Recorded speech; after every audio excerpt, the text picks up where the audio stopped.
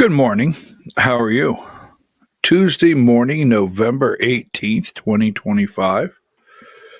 This says Ronald Reagan Presidential Library. Ronald Reagan Presidential Library. This hat belonged to my dad. Now, you can't see it, but it has a sweatband right here.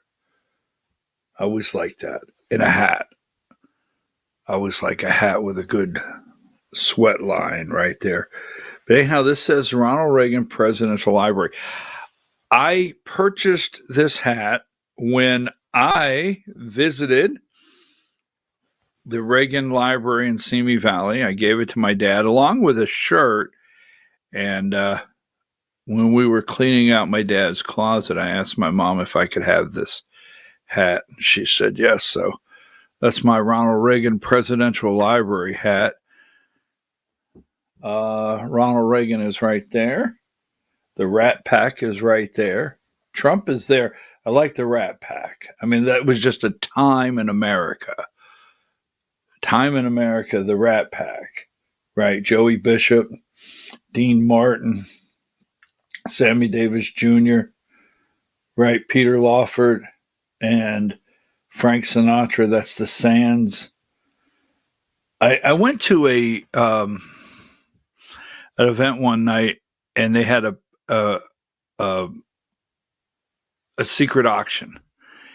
And, I do not throw money around. I do not. Don't have it. I can't toss it. Don't have it. But the Rat Pack, it was there. And I was like, I have. So what I did is I put my name next to it, right? And I made a bid. And then I kept an eye on the table all night. And anybody that went close to the silent auction, I went up and I gave them a dirty look. Like, how dare you? But anyhow, that's the Rat Pack. Trump's right there. Vindicated Trump. Dinesh D'Souza's movie Reagan, the movie is right there. This says Ronald Reagan. Can you remind me, can you quote, someone said, I used to open up with, I'm a Ronald Reagan Republican, and I know the 2020 election was stolen. So anyhow, I'm your host, BKP. You're watching BKP Politics on voiceofruralamerica.com. Good morning, Diane. So, and one of the reasons I opened up with that, and we got a lot to go over today, the Crown Prince. The Crown Prince will be here. One of our major investors. Yes. Someone that participated in keeping us moving, purchasing bonds, but basically the petrodollar, right? We'll talk about that a little later. But 112. So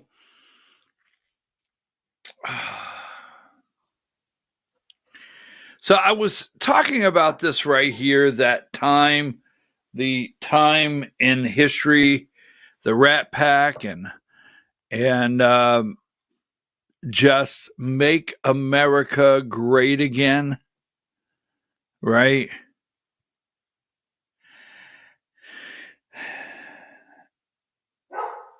And I want to give a quick shout out, and we'll move. I want to give a quick shout out to everyone out there in America that you're the one that's sitting in that county commission meeting and workshop.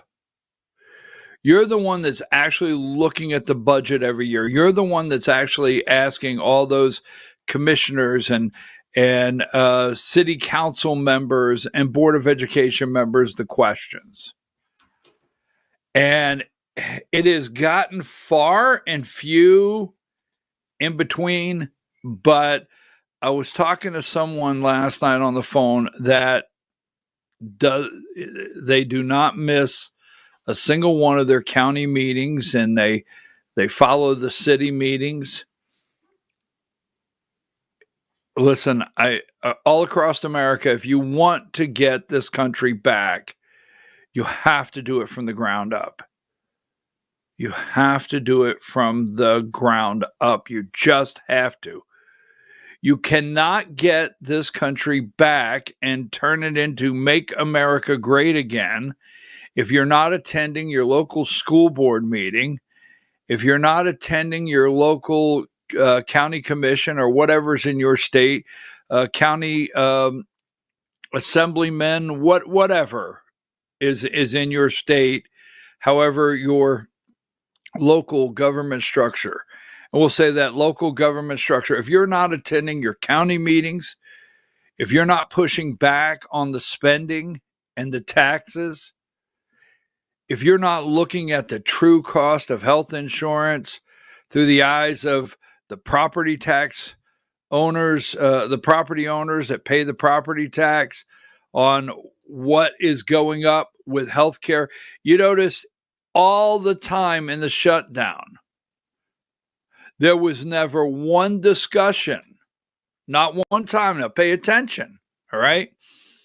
There was not one time that they talked about rising healthcare costs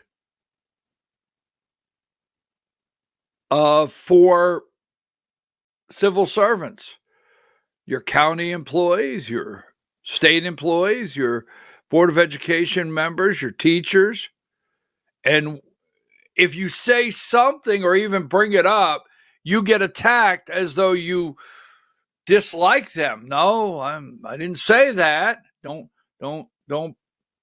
put something out there I didn't say. But if you notice, there's a segment here that you talk about. You talk about the SNAP. You talk about the ACA. There's a segment here you talk about. But the only thing you talk about over here is getting them all back to work in their back pay and reinstating them and hiring them all back regardless of the level. There's no discussion. Did you hear one state step up and say, rising healthcare costs in our state among state employees, county employees, in the education? Not one. That is untouchable. You can't even talk about it. Now, let me ask you a question. Now, we talk about Trump, talk about Make America Great Again, right? Now, there's people, and I'm going to go into depth because I want to lay this out.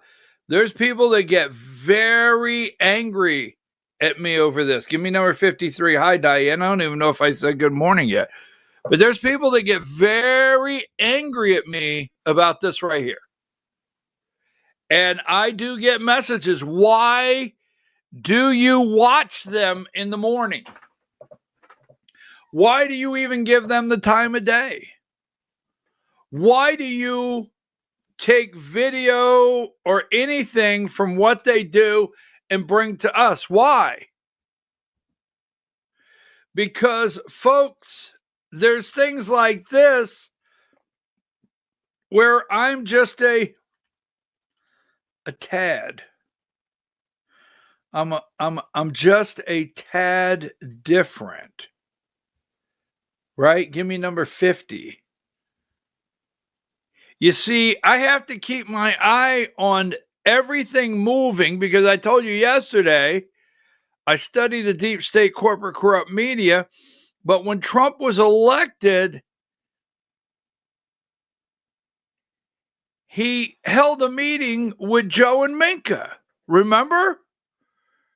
MSNBC host Minka Brzezinski and Joe Scarborough met with Donald Trump last week in Florida in an effort to restart communications. What is their role? Why would Trump even meet with them? After what they did in, well, not just 2024, and how they have covered up and protected the criminals of 2020. Yes, those are criminals in 2020, right? So, knowing this, I say I have to keep an eye on this. What happened that day? I mean, I will tell you this. Donald Trump pin, Donald Trump watch, support my president.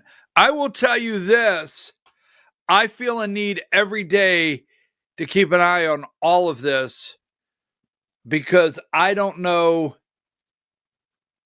if we, the American people, are not just being taken in general. Okay? I keep hearing this right here.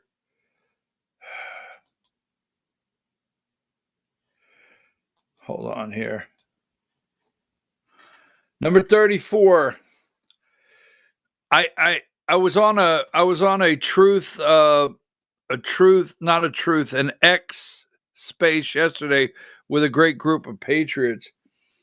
You keep hearing a PSYOP, right? A PSYOP operation is a planned use of information to influence the emotions, motives, and reasoning of a target audience, ultimately to affect their behavior in the support of specific objective.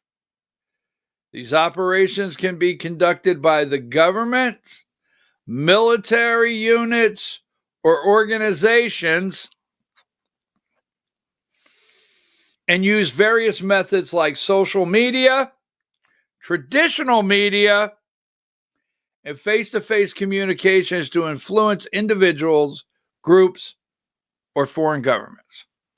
You keep hearing that. And see, traditional media, social media. I study the deep state, corporate, corrupt media every morning because it's the mockingbird media. I made a comment yesterday. When I see Joe and Minka,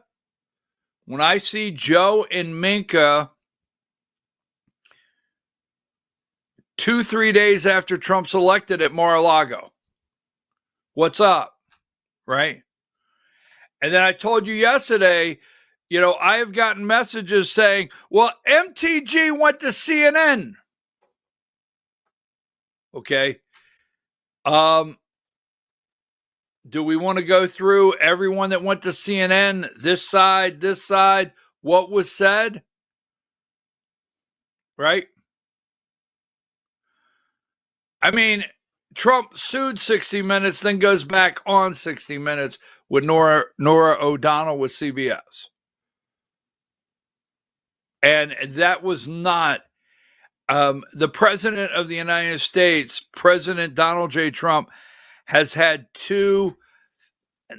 They were not amazing interviews. One was CBS with Nora O'Donnell, was not his best moments. And Laura Ingraham, as much as Fox tries to pull the president through certain issues and certain things, Laura Ingraham had to raise an eyebrow or two on that interview. So what you think is we need 600,000 Chinese students here? Now, that being said, so I said yesterday, don't be mistaken that you have all the podcasts. I don't think I've listened to Tim Pool ever. I'm not a big Jack Posobiec fan. I'm not attacking these people, but you go all the way from there to Charlie Kirk's show and that group, and then the Bannon group. Well, they had the narrative. It exploded. When it exploded, it landed back over at ABC, CBS, NBC. Yes. You're going to argue This is a date you have to write down. You're going to argue with that. They have, with the help of the president and Fox News, they've pulled that narrative back over in their wheelhouse, and they're running it. But target audience. Now, I want to give you one thing. And then we're going to prepare. The Crown Prince will be here today. The Crown Prince.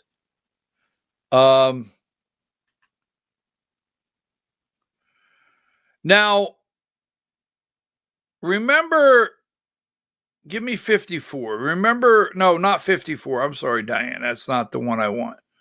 Give me 87. So remember the $1 trillion man, right? The $1 trillion man. And the $1 trillion man left the White House. And apparently there was an explosion between him and Donald Trump. Now, when we came into power, Make America Great Again, MAGA, our side, when we take the White House, we come into power, the $1 trillion man is there. And he is in the cabinet meetings, and they're losing it. And he is in every single one of those President Trump. He's in every one of those President Trump executive order signings, whatever. Anytime you would see President Trump in the White House at a dinner, this guy was very close. You know, someone called me yesterday and they said, you know, one of the problems in the White House is no one's paid to think. I said, excuse me? Yes. It doesn't matter what organization you have, someone there is paid to think. Give me some examples. And they went through some people that you would not approve of. You would call them deep state and all the above. I get that. But the examples, I didn't agree with all of them, but I did understand what this individual was saying. Trump has to have someone in the White House paid to think. Elon Musk was paid to think.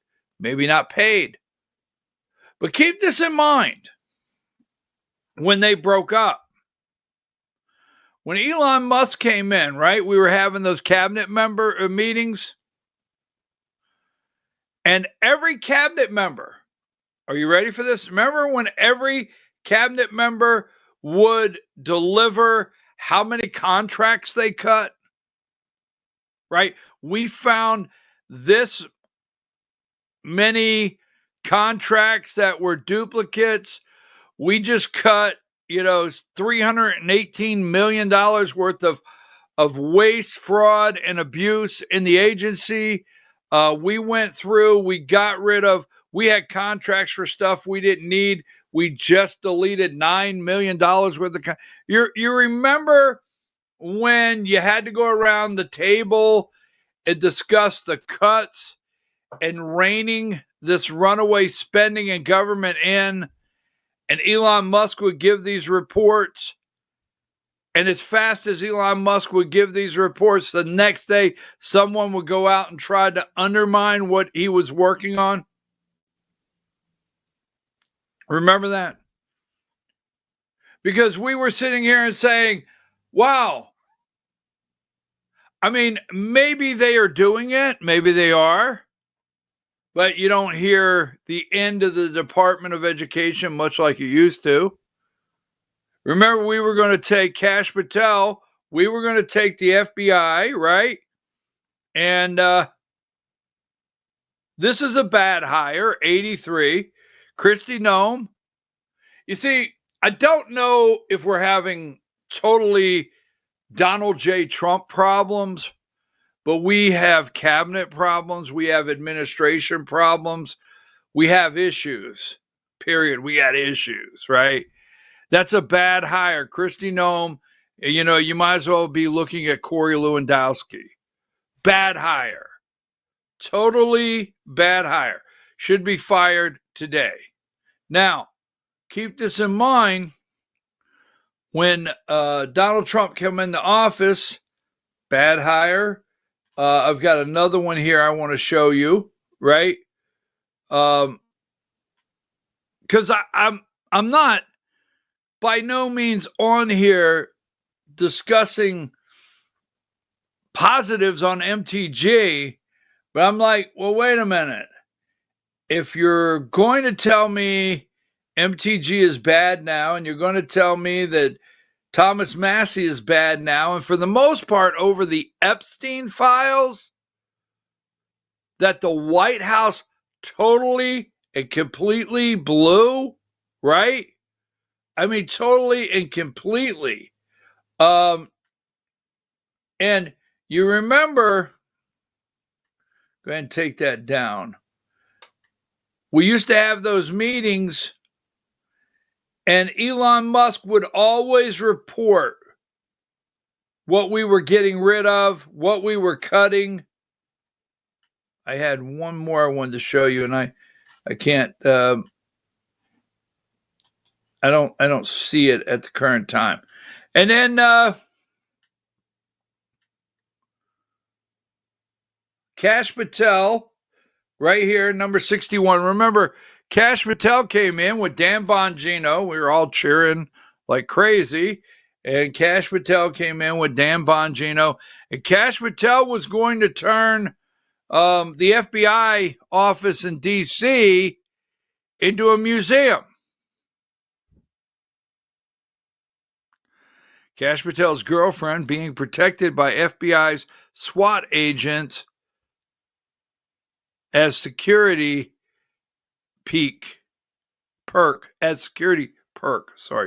right? Now, here's what I'm getting at. Now, give me remember this, don't forget, 50. Joe and Minka went to meet at Mar-a-Lago, all right? Now, they have not really taken a softer tone on the administration, but they're running a narrative. Remember this, 51, don't forget this, right? Because the Epstein file, they're going to vote on it today. And now Trump is going to sign it, right? Musk, MAGA, torch, Trump administration over Epstein's investigation. Now, this is back in July 8th of this year. Some of President Trump's top MAGA supporters and his one-time friend Elon Musk are stewing at the administration's decision to not release the files. These people were played with a stunt. At the very beginning of the administration, Donald Trump could have come out and said, but give me video 5.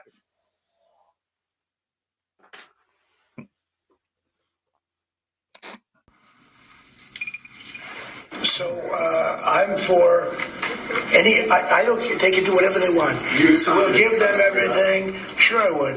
Let the Senate look at it. Let anybody look at it. But don't talk about it too much because honestly, I don't want to take it away from us.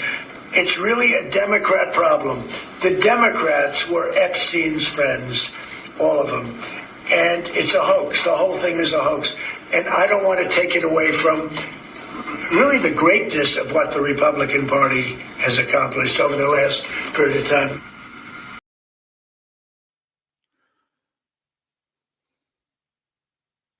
So now they are going to, you might have 270, you might have 75 Republicans, if not more, vote yes to release this today, right?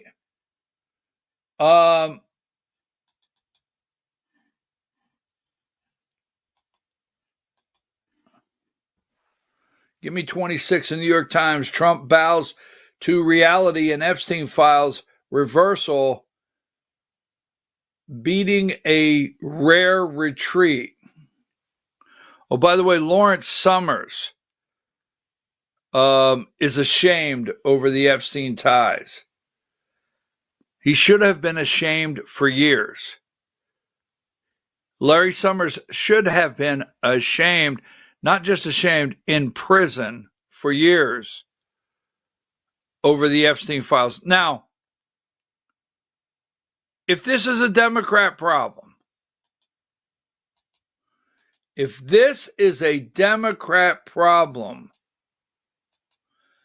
then tell us why. I mean, why did we go through every single thing? Why did that happen? Why the fight with Thomas Massie? Why create? I'll tell you, something's totally not right here. Why would you get into a fight with Thomas Massie over this when this could have been solved months ago? Why? Why allow the fight to fester? And so remember this? The blow up? Give me number 52. So why now are we going to get it? Why do we have to have this go through Congress? Why? Musk questions refusal to release Epstein files, suggests Trump in the documents. Now, we do know the president is named in several documents. We have not found anything where the president has participated with underage girls. Tech billionaire Elon Musk criticized Trump's administration's refusal to release documents related to disgraced financier Jeffrey Epstein on Wednesday, appearing to suggest the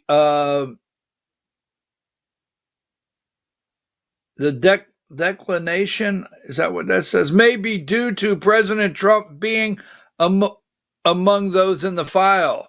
This is high level of confidence, Musk said on X in response to the post from prediction website Polymarket, is that what it says? Saying there is a 100% chance that Trump's name's in the file. Now, that being said, remember, he was in the White House. And every day,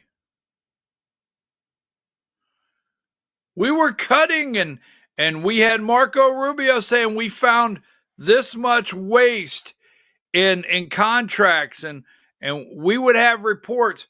Where's the last report you've heard? One single report. They will tell you that what he was doing had no significance to the budget. It was just a little bit, this much of the overall budget. It really wasn't doing anything great for the country to reduce the budget, spending, or put us in the right direction on the debt. But I don't know that I can't say he was trying. I don't know that I can't say he didn't come in there with all the right motives and what he wanted to do for the country. But I do know this: good guy, bad guy. We have not had not one report from a single cabinet member on what they have cut, what they've adjusted. Nothing. That all ended. That's over. You don't even talk about it anymore. And then this guy said Epstein file, right? And Donald Trump went for the throat on him. He said Epstein files. Now, I'm just saying. Give me what happens. Give me 55. Epstein survivors urge the release of all files. 56. Trump says he'll sign bill releasing Epstein files. If it's a Democrat problem, why now? What's really going on? Why was there a need to go full throat attack on Elon Musk? Right? Who really worked behind the scenes in the White House to bring down Elon and get him out of there and make it such an ugly exit? Why the other day, if this is a Democrat problem, why the other day invoke Tom Massey's deceased wife and new wife? Why? That's not necessary. Why? Why go to Marjorie Taylor Greene? I mean, Marjorie Taylor Greene said she's for America first, not taking up for her. Got it? Got it? But why? Why the vicious, right? Give me 57 behind Trump's Epstein 180, the fighting posture that turned to defense, right? Why bring Laura Boebert in and ask her to take her name off the letter? Why? Right? 58. Don't forget these two right here. Where'd they go? They went to Mar-a-Lago. So all I'm saying is don't get caught off guard. Something is definitely wrong here. So the Epstein file is going to get voted on today. They go to the Senate. Now they're launching all kinds of investigations. There continues to be, they throw up Larry Summers.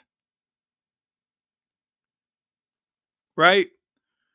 Remember who could tell me the Minnesota U.S. Senator Franken, is that his name? The Democrats sacrificed. I hate to use the word sacrifice, but they sacrificed someone. So right now, Trump 2 days ago brings up number 75. He's a low-life piece of garbage. Larry Summers. And even Elizabeth Warren wants Larry Summers.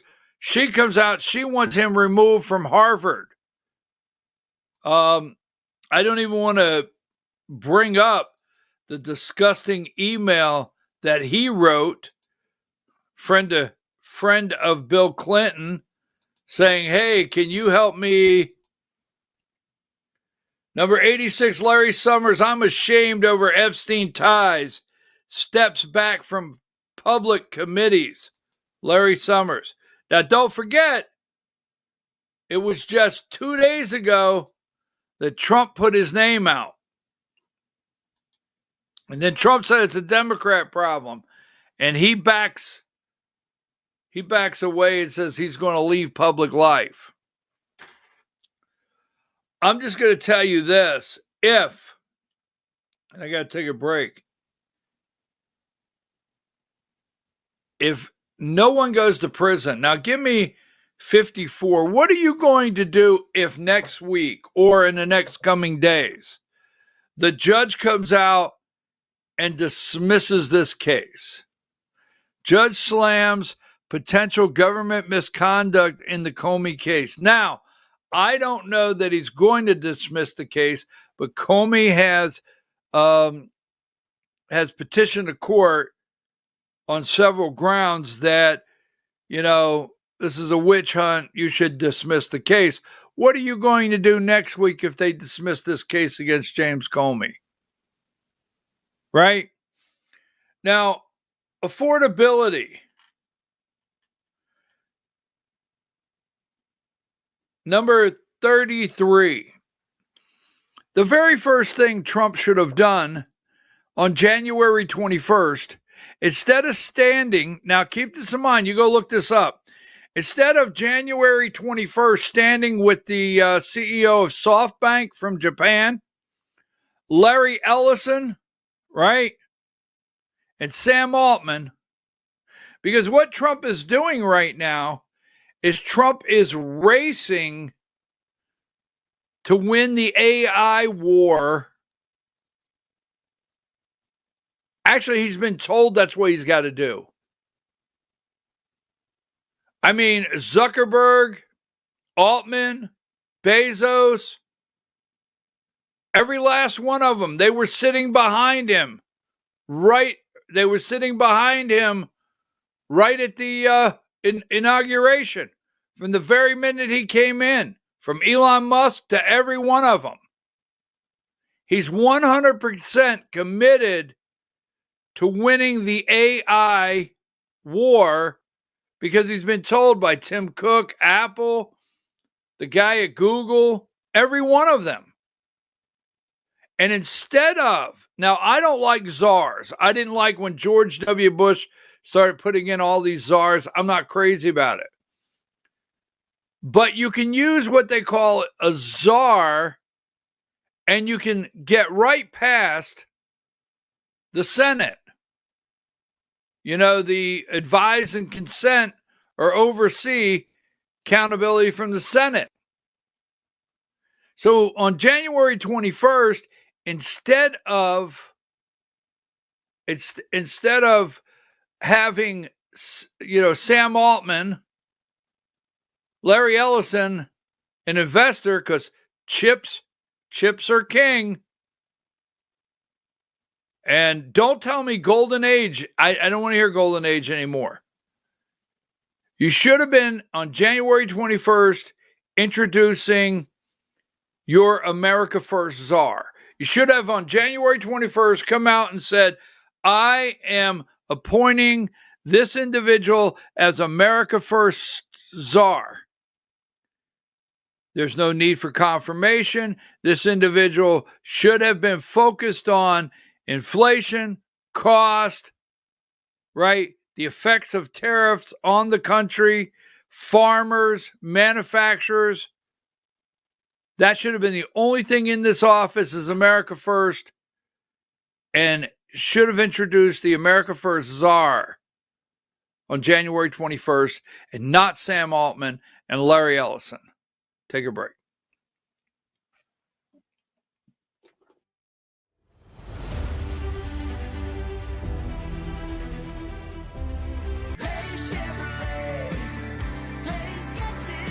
At Days Chevrolet in Jasper, it's last call. Your last chance to save $11,500 off Silverado 1500 and $9,000 off Silverado 2500 crew cabs. Don't miss this last call and save $11,500 off Silverado 1500 and $9,000 off Silverado 2500 crew cabs at Days Chevrolet in Jasper. Days Chevrolet. Days gets it done. Together, let's drive. Larry's Body Shop in Ellijay. Family owned and operated since 1978. The latest in cutting-edge digital technology and state-of-the-art equipment allow our iCard Gold Class certified technicians to restore your vehicle. Our second-to-none customer service will work directly with your insurance company. Major accident or minor fender bender, we take the dents out of accidents. Larry's Body Shop, North Georgia's #1 body shop. Visit us at collisiondecision.com. Why give your money to liberal media companies? Put your marketing needs in the hands of a conservative marketing professional and start getting results today. FYN Media Group, one of the top digital marketing agencies in Georgia, specializes in website design and hosting, social media promotion and management, and so much more. Visit FYNmediagroup.com or call 706-889-3564 for a free consultation. Welcome to El Rey Azteca Mexican Restaurant. We invite you to indulge your senses with our from-scratch authentic Mexican food. Whether you are hungry for fajitas or the El Rey Azteca burrito, we offer a wide variety of fine Mexican dishes, drinks, and desserts. Our inviting patio, indoor seating, and bar has a seat for everyone. So come to El Rey Azteca for delicious food, great drinks, good friends, and loads of fun in a casual and friendly atmosphere. Ladies, When you wear elegant jewelry, you become a force to be reckoned with. You shine brighter than the stars in the sky, and your inner beauty radiates like the sun. So embrace the magic, embrace the elegance, and let your jewelry be a reflection of your true, authentic self. My friends over at North Georgia Diamond know what a woman wants. Go see them for the perfect gift. And remember, when it comes to elegance, there's no such thing as too much. Come see us at North Georgia Diamond. We're igniting passion one sparkle at a time.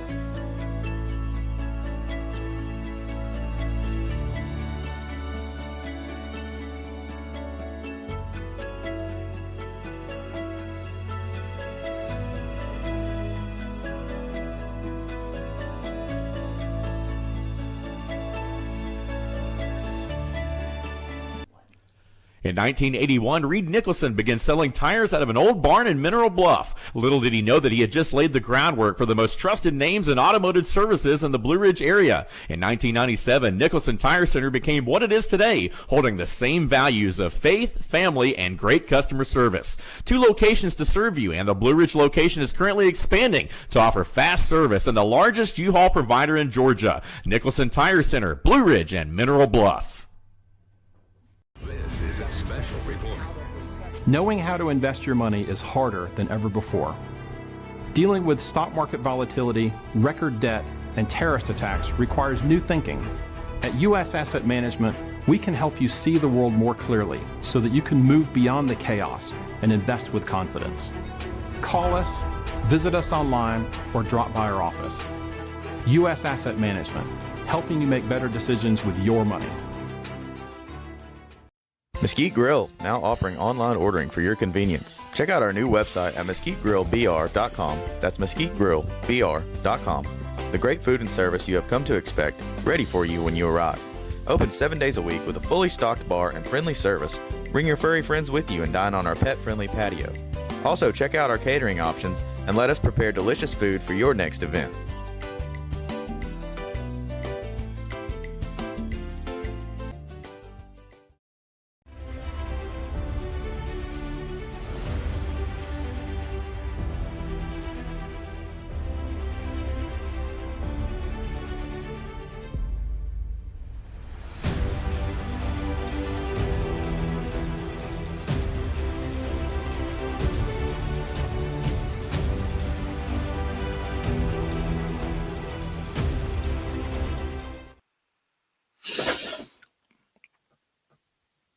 We're back.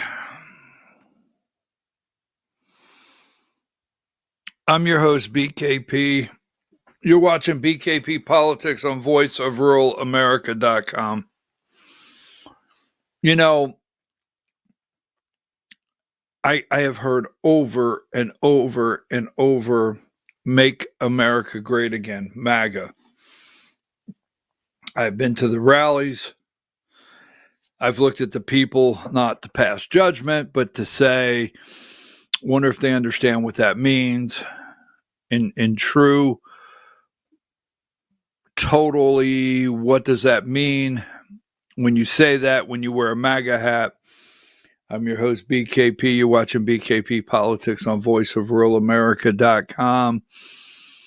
Good morning, Diane. And, I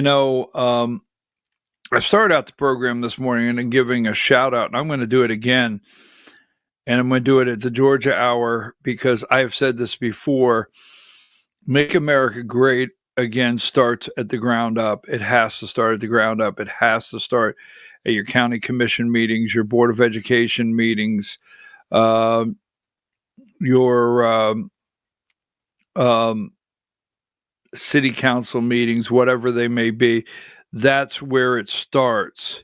Focusing on where your money's going to, taxpayers, what's being purchased. And I'm pretty tired of people being treated as though they've done something wrong for asking a question in their local community. And what I mean by that, and I have to tell you, I'm going to just say this and we're going to move on because I hope what I'm saying resonates all over the United States in your local little town. But I will never forget the first time I got to play basketball indoors. Now, I understand. We got to play basketball indoors. Like, oh my God, this can't be real. And now in your communities, if you do not have indoor state-of-the-art facilities for children, it's like we've done something bad to the kids. And that's just not true. Just not true. We are spending millions of dollars on, and I love sports. I love sports, okay? I watched, give me number, I'm going to get out of this. This is not a sports segment, and I'm not going to get all tied up. I promise 111. But, my dad used to say, like, my sister got upset with me, not mad, we won't cry, but she got upset with me because I didn't watch the World Series. She watches every pitch, and I just had zero interest in the World Series. That being said, I was right there. I was right there Saturday. I watched Georgia. I thought it was hilarious because a Texas fan over in Georgia said that he went to the game in Athens and he had never had more adult people bark at him in his life. I thought that was hilarious. But all right, so I was right there watching college football all day. I love baseball, so forth. And my dad used to say, I don't know where my kids get it from, but he used to say they're ball crazy. If it's a basketball, a baseball, if it's a ball, my kids are just crazy about it. It's nonstop. So I'm not against athletes, and I'm not against athletic programs, and I'm not against spending money on the kids. Not at all, no matter what anyone says about me. But I went to a Board of Commissioners meeting last night in my local, a Republican Party meeting in my local community. And we have a commission race coming up next spring. And all the candidates get 5 minutes to speak. And there were two candidates there last night that are running. And the chairman always gives any candidate that's there locally 5 minutes. And this guy gets up and he's running for commission, and I'm not endorsing him or saying I support him. And I could tell his heart went out to the homeless. And, you know, I'm always waiting for these politicians. Go ahead, take that down, to get up there and say, you know, I'm going to lower your taxes. I'm going to fix your road. Catering to people that could bring in the votes. And this gentleman, I was able to really grasp that his passion last night was, it's getting cold. We have a warming center in the county and we need help because, you know, a lot of the homeless don't want to try to come inside. And I'm sitting there and I'm thinking, wait a minute. Homeless, that's supposed to be somewhere else. That's supposed to be Atlanta. That's supposed to be, you know, that's supposed to be in New York City. That's supposed to be in Chicago. That's not supposed to be in my rural county. They're talking about the people that are living behind the grocery stores. They got nowhere to live. And so I went up to this guy after it was over because, I mean, I don't think you people know me. I'm a compassionate conservative. That has made a lot of people mad that I've said that. But I went up to this guy after the meeting and I said, you know, I pick up you're genuinely concerned. And he said, well, and he said, do you know how long it goes to freezing inside the cab of a car with the engine turned off? And he started telling me this stuff. And he said, you know, I have people that say, well, they brought it on themselves. He said, and I understand that some people think that way. Well, they brought it on themselves. But folks, I watched right where I'm at, the factories leave. And I have to tell you, I'm not attacking my president, but when I hear someone say golden age, I got to get focused. Number 30, right? And I hear the president say we're in the golden age. And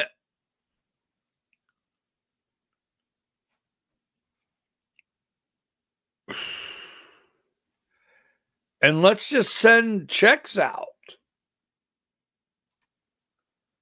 And I'm thinking to myself, this is not the answer.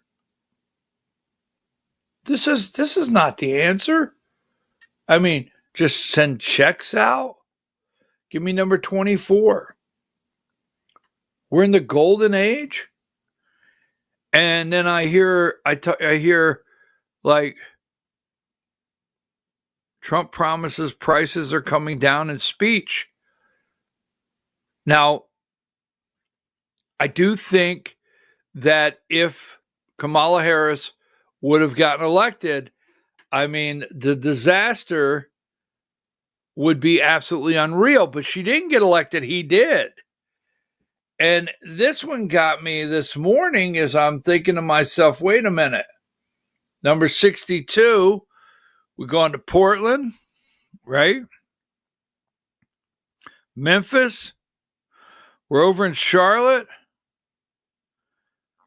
But in the National Guard is leaving Illinois. Did we clean up Illinois? Is the drug problem over in Illinois? Did we get all the illegals? I don't know. What happened? I mean, we went into D.C., 63.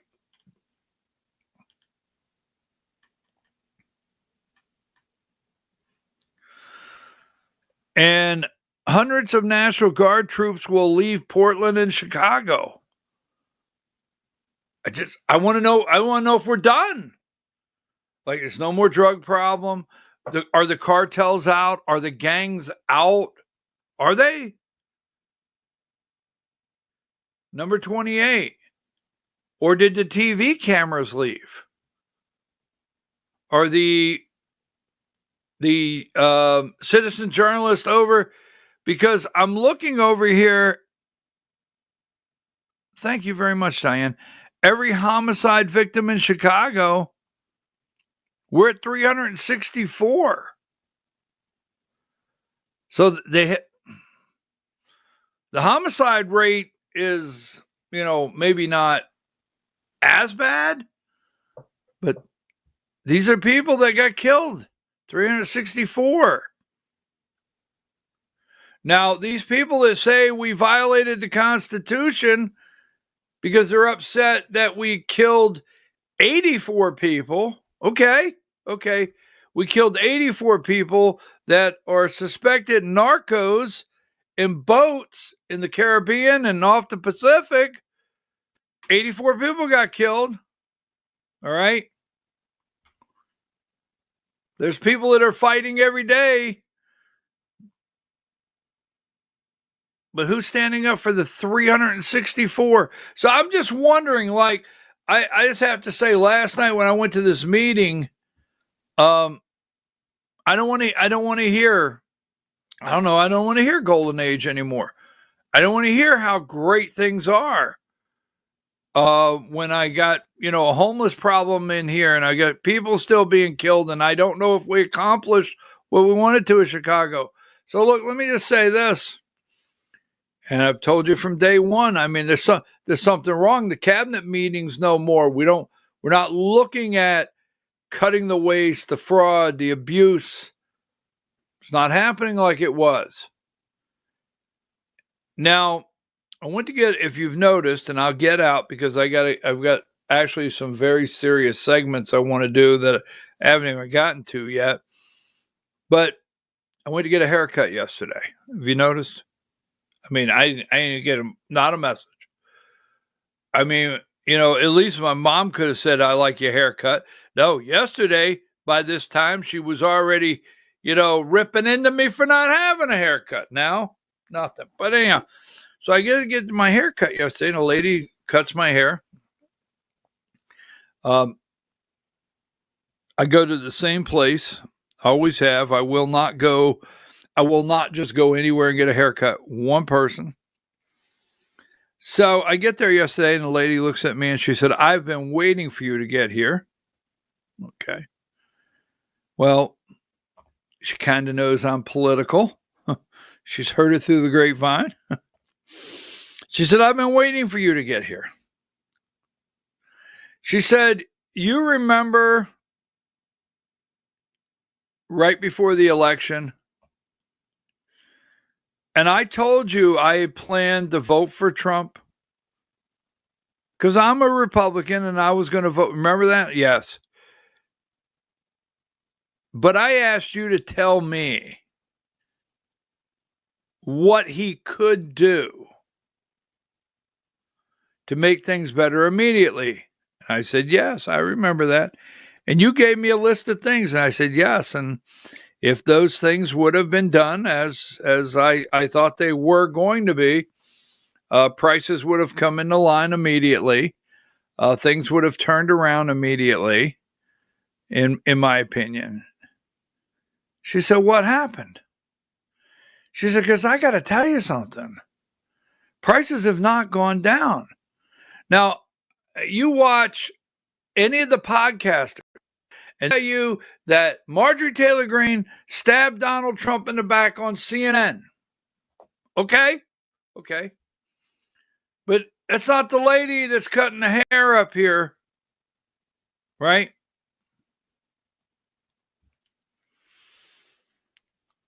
So, now these are Trump supporters. So I said, the lady looks at me and she said, prices aren't going down at the grocery store, and I'm in the ACA. I have to go into the ACA, she said. And she said, What is this giving $2,000 back? We don't need that. That's not what we need. That's not accomplishing truly what we need to get done. I need that $2,000 sent to me, but I need it in a way of groceries and other things. And then healthcare, just give the money back and we buy it? You really think that's going to work? And then the mother of all questions. Not for me. Where's their plan?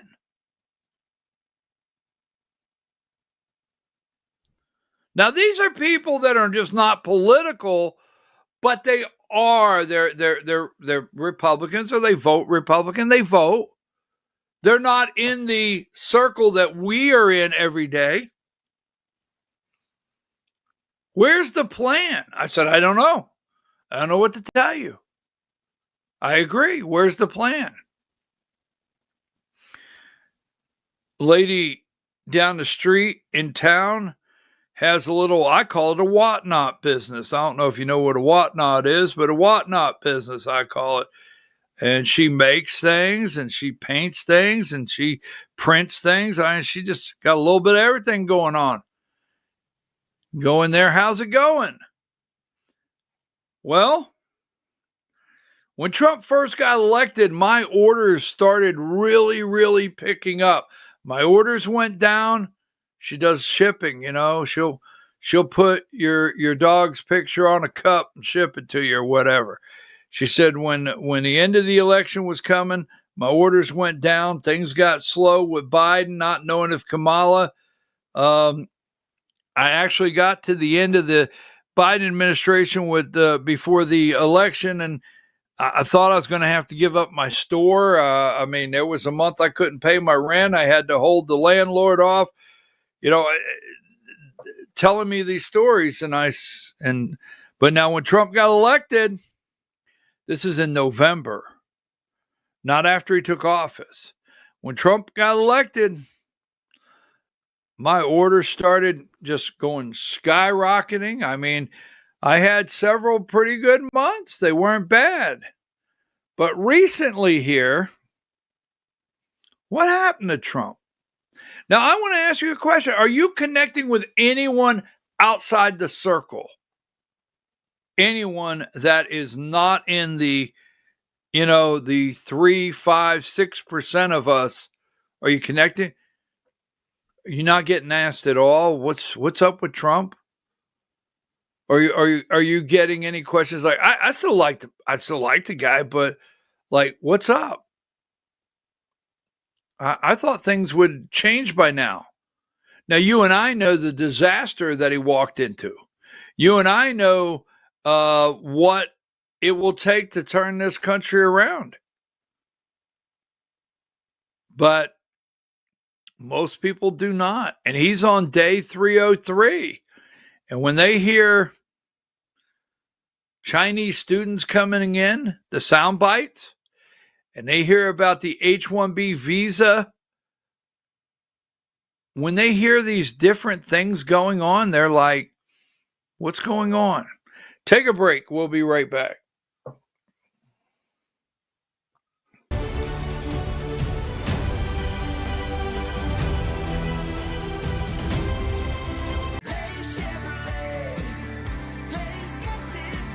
Days Chevrolet in Jasper. It's last call. Your last chance to save $11,500 off Silverado 1500 and $9,000 off Silverado 2500 crew cabs. Don't miss this last call and save $11,500 off Silverado 1500 and $9,000 off Silverado 2500 crew cabs at Days Chevrolet in Jasper. Days Chevrolet.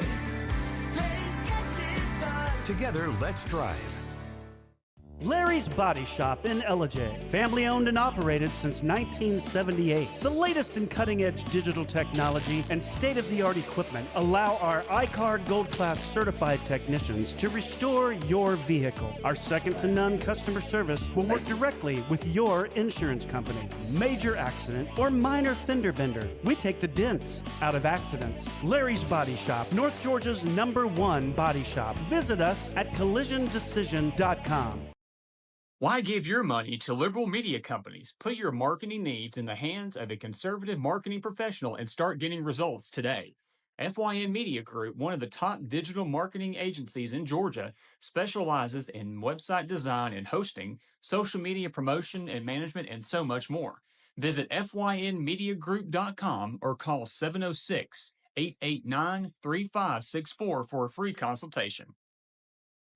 Welcome to El Rey Azteca Mexican Restaurant. We invite you to indulge your senses with our from-scratch authentic Mexican food. Whether you are hungry for fajitas or the El Rey Azteca burrito, we offer a wide variety of fine Mexican dishes, drinks, and desserts. Our inviting patio, indoor seating, and bar has a seat for everyone. So come to El Rey Azteca for delicious food, great drinks, good friends, and loads of fun in a casual and friendly atmosphere. Ladies, when you wear elegant jewelry, you become a force to be reckoned with. You shine brighter than the stars in the sky, and your inner beauty radiates like the sun. So embrace the magic, embrace the elegance, and let your jewelry be a reflection of your true, authentic self. My friends over at North Georgia Diamond know what a woman wants. Go see them for the perfect gift. And remember, when it comes to elegance, there's no such thing as too much. Come see us at North Georgia Diamond. We're igniting passion one sparkle at a time.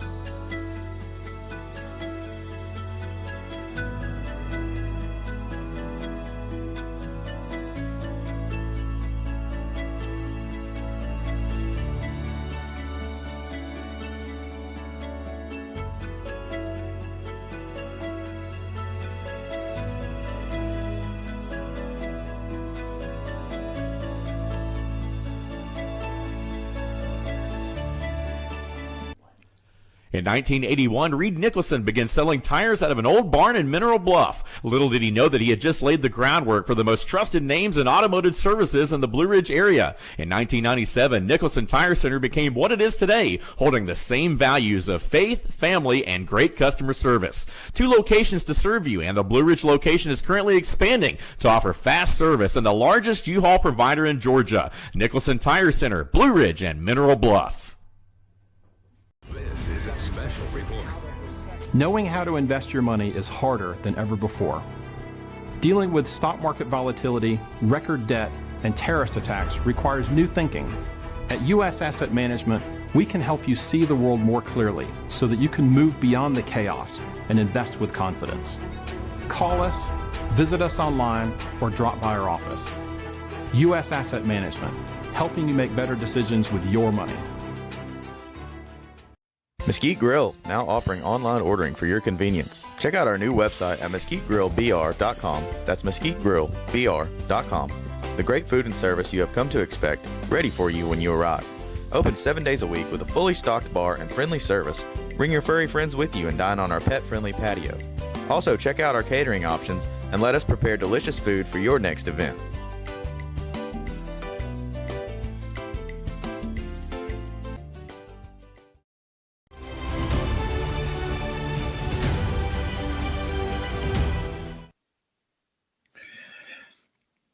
Folks, we're back. I'm your host, BKP. You're watching BKP Politics on voiceofruralamerica.com. There's absolutely no, good morning, Diane, there's no coincidence whatsoever. America deserves answers about Thomas Crooks and why he tried to assassinate Trump. We are learning a social media background with this guy that's very interesting. But why, between Secret Service, between Christopher Wray, the FBI, Kash Patel, why are we just now getting this information concerning the attempt assassination of Donald J. Trump? Is there something about this week that we're getting it? I told you earlier, I just think that a lot of things are happening that are just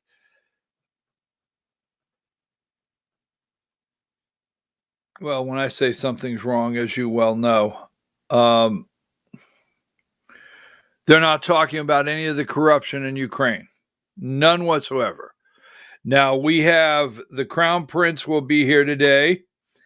And give me video 1.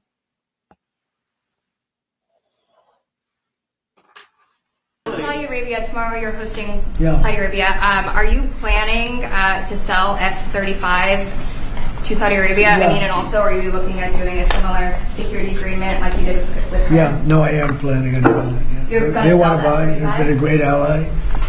They've got to like us very much. Look at the Iran situation, what we did in terms of obliterating, we obliterated their nuclear capability. Yeah, I will say that we will be doing that. We'll be selling F-35s. Yeah. Number 60.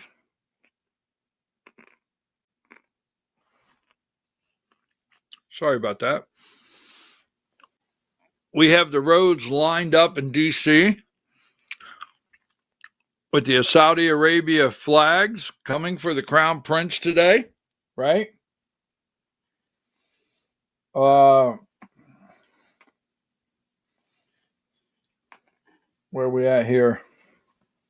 We're going to have him, he is going to get the royal treatment.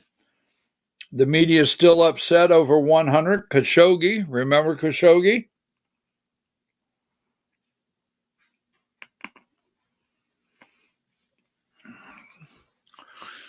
Saudi Crown Prince visits the White House, and 101, there's Trump, and we are going to be selling him, what did they say, F-35s? What are we selling him? Number 104. Is that the F-35? We are selling Saudi Arabia. And they're a great friend, a great ally. Trump's very first business meeting, very first foreign trip for President Donald J. Trump was right here. Saudi Arabia, Qatar, UAE, very first trip.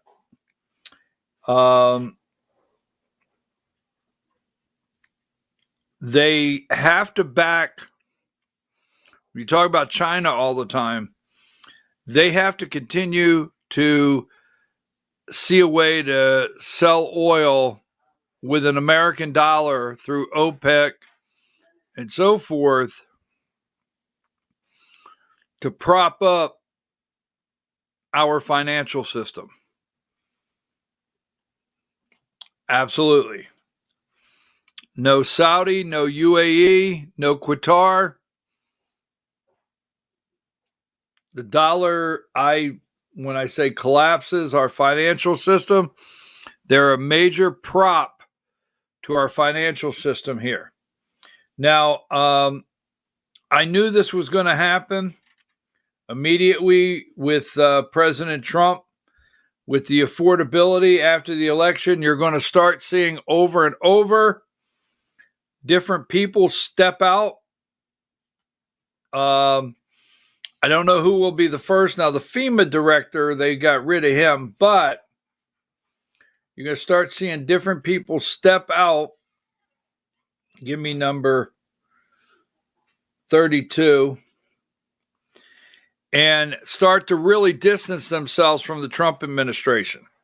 So, unless things start really turning around, because the media will fact check everything. We're going to show you in a minute. They're going to fact check everything he does. No matter what he says, they're going to start running the narrative, and they have the attention of the American people right now. Cruz Eyes 2028. Give me video 3. There was some news this morning from an Axios report that Senator Ted Cruz was laying the groundwork for a potential 2028 presidential run. Could I get your reaction to? Could you see yourself supporting Senator Cruz? Well, he's a friend of mine. I mean, I haven't spoken to him about it. It's a little early. It's 3.25 years. That's a long time. But he's a very good guy. He's a very good friend of mine. You remember we had quite a campaign against Ted. And it worked out quite nicely. We'll see, where are we? Oh, we're in the other. But I'm not that surprised to hear that.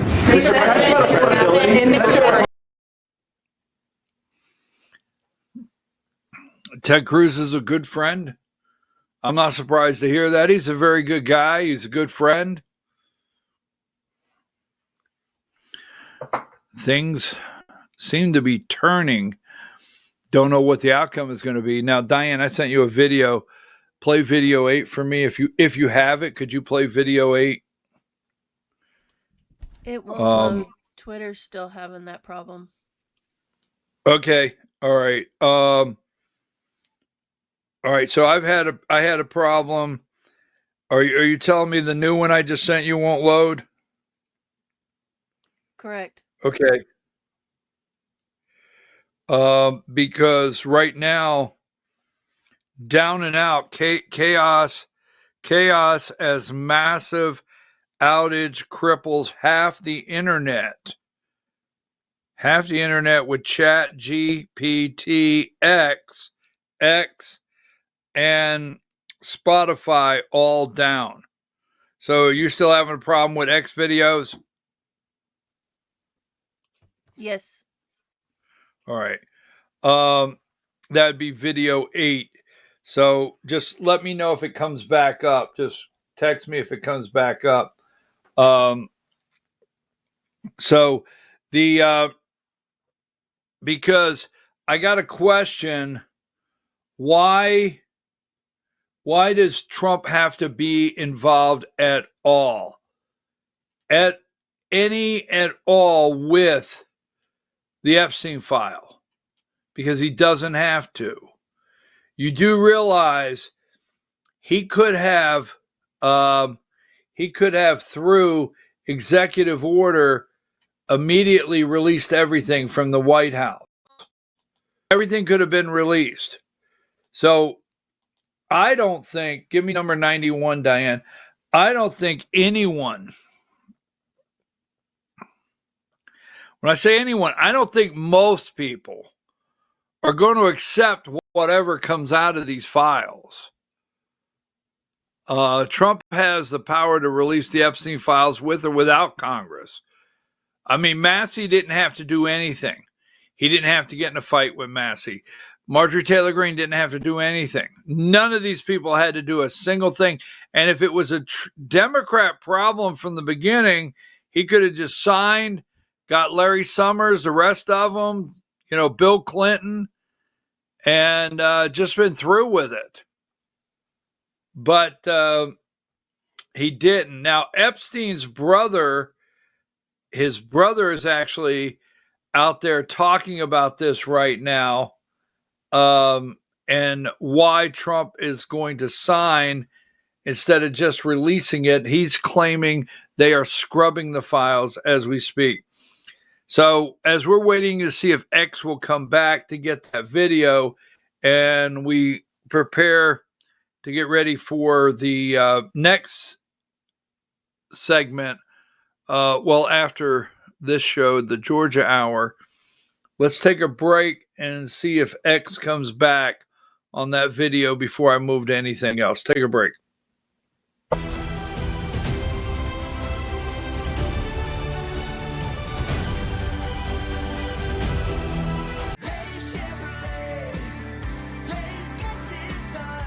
Chevrolet in Jasper, we're proud because for more than 65 years, we've built a legacy of trust for the families we serve. That's why 80% of our business comes from repeat customers and referrals. When you treat folks as well as we do, word is bound to get around. Days Chevrolet in Jasper, family first since 1959. Together, let's drive.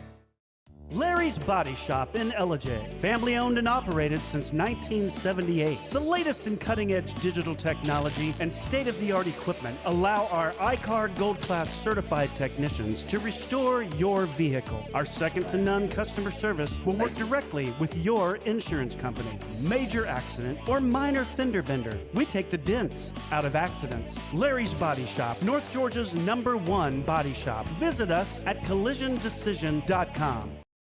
Why give your money to liberal media companies? Put your marketing needs in the hands of a conservative marketing professional and start getting results today. FYN Media Group, one of the top digital marketing agencies in Georgia, specializes in website design and hosting, social media promotion and management, and so much more.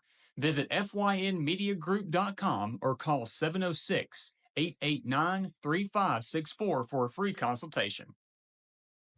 Welcome to El Rey Azteca Mexican Restaurant. We invite you to indulge your senses with our from-scratch authentic Mexican food. Whether you are hungry for fajitas or the El Rey Azteca burrito, we offer a wide variety of fine Mexican dishes, drinks, and desserts. Our inviting patio, indoor seating, and bar has a seat for everyone. So come to El Rey Azteca for delicious food, great drinks, good friends, and loads of fun in a casual and friendly atmosphere.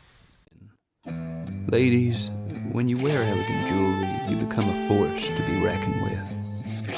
You shine brighter than the stars in the sky, and your inner beauty radiates like the sun. So embrace the magic, embrace the elegance, and let your jewelry be a reflection of your true, authentic self. My friends over at North Georgia Diamond know what a woman wants. Go see them for the perfect gift. And remember, when it comes to elegance, there's no such thing as too much. Come see us at North Georgia Diamond. We're igniting passion one sparkle at a time.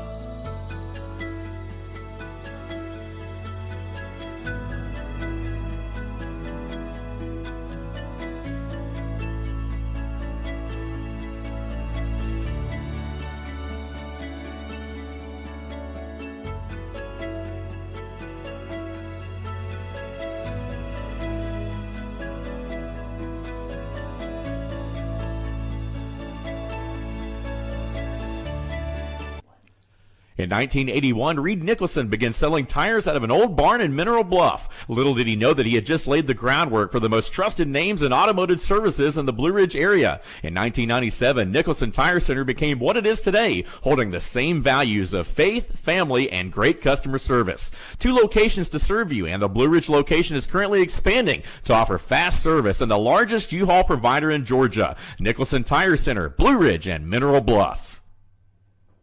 This is a special report. Knowing how to invest your money is harder than ever before. Dealing with stock market volatility, record debt, and terrorist attacks requires new thinking. At U.S. Asset Management, we can help you see the world more clearly so that you can move beyond the chaos and invest with confidence.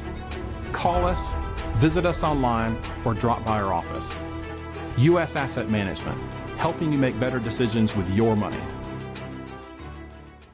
Mesquite Grill, now offering online ordering for your convenience. Check out our new website at mesquitegrillbr.com. That's mesquitegrillbr.com. The great food and service you have come to expect, ready for you when you arrive. Open 7 days a week with a fully stocked bar and friendly service. Bring your furry friends with you and dine on our pet-friendly patio. Also, check out our catering options and let us prepare delicious food for your next event.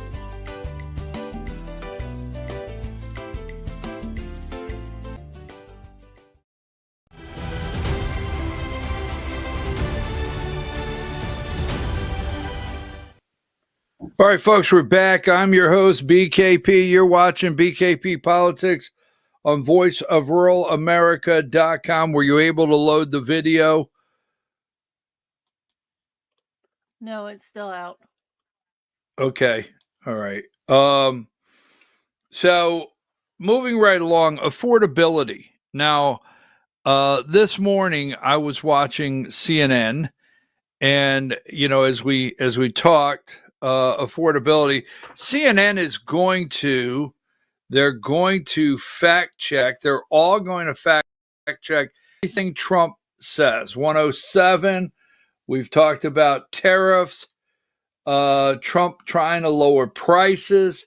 So yesterday he went to speak with, I'm your host, BKP. You're watching BKP Politics on voiceofruralamerica.com.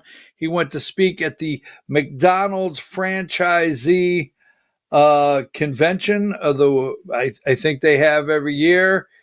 And number 64, he talked to them yesterday, and here's some of the remarks that he made. Video 7.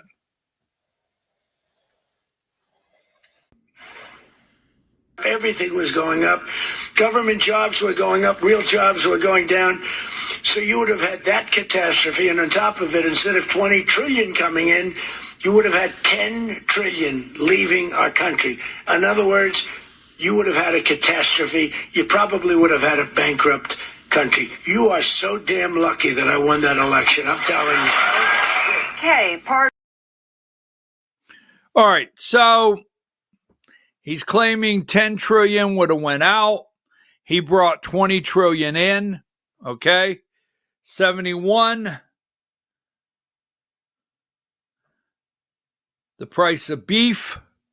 CNN fact checks Trump's claim about affordability. 72, right?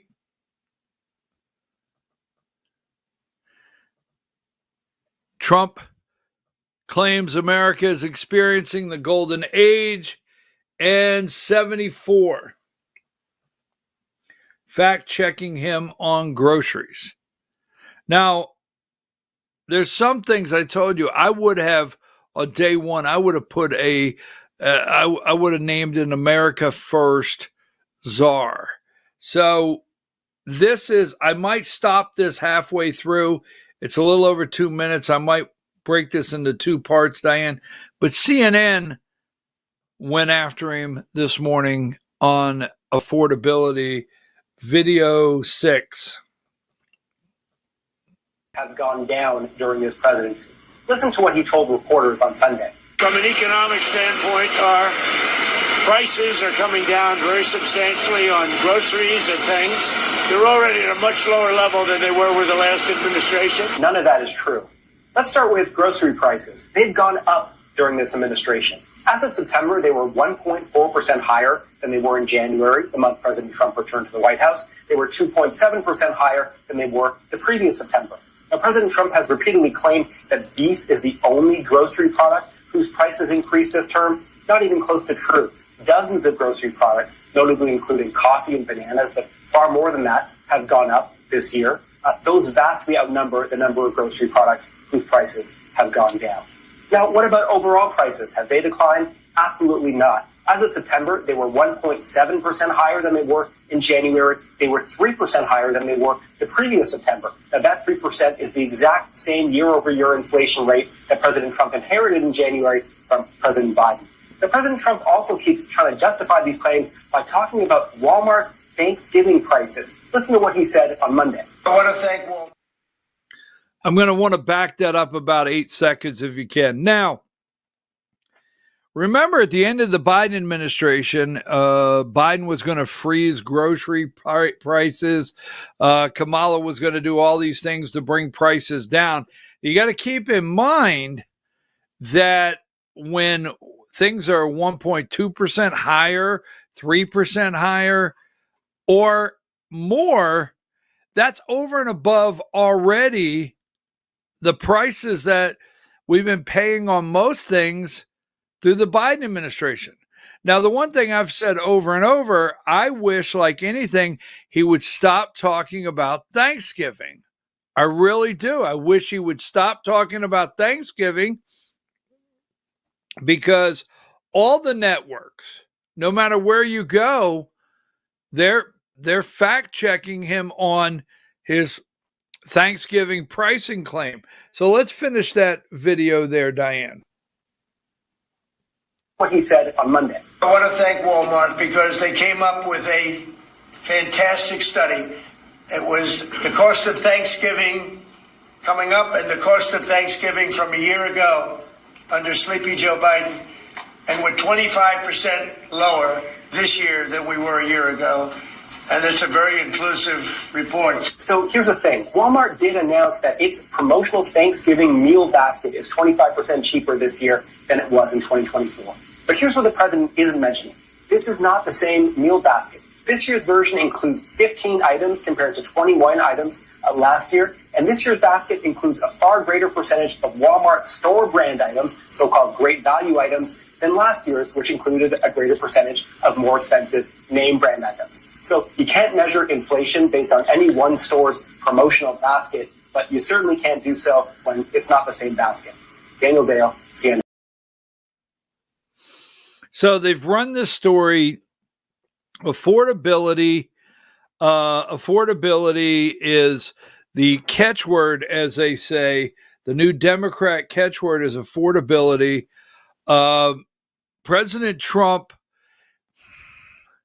has spent most of the first 300 days, most of the first 300 days signing executive orders. Good. Many positive executive orders that we needed, but remember, those are executive orders and they can be reversed immediately with the new president. They've spent 300 days telling us that they are stopping boys from participating in girls' sports. That's great. Okay. But foreign policy has taken the day. Somebody told me yesterday, said, well, what do you think about when he says he stopped like 8 wars or whatever? I have to tell you that 7 wars I didn't know were going on. I have to tell you, I pay attention, and I know there's been border disputes and there are possible things that are happening around the world that could just, blow up and turn into really big overnight. But that's like 8 wars I didn't know was happening. So every time Trump comes out and says he solved all these wars, thank you. But, my car insurance, my homeowner's insurance, my taxes, my cost of, building materials, no, one thing after another. So thank you for the wars, I guess. So if you look at the first 300 days and you look at how much time is spent on foreign policy, how much time was spent on Israel, how much time was spent with Netanyahu, how much time was spent asking to pardon Netanyahu, attacking Iran's nuclear facilities, okay, right? Wasted time with Zelensky in Ukraine. We've got, let me show you something here. Give me number, you can't make this up, number 31. No one is talking on any of the media. President Trump's not talking about it. Look here, you got number 31. You've got Macron, right? Ukraine to purchase 100 jets. Zelensky says after signing defense declaration with Macron. Where do they get the money? Who's paying for this? Right? No talk of the corruption, number 17. No talk on any of the media, the deep state, right? Things have gotten quiet. Mike Pompeo joins advisory board for scrutinized Ukrainian defense firm, Firepoint. Look at what's going on over there, right? And give me number 22, the warmonger on the golf course with Trump Saturday. No one's talking about it. What's really going on here?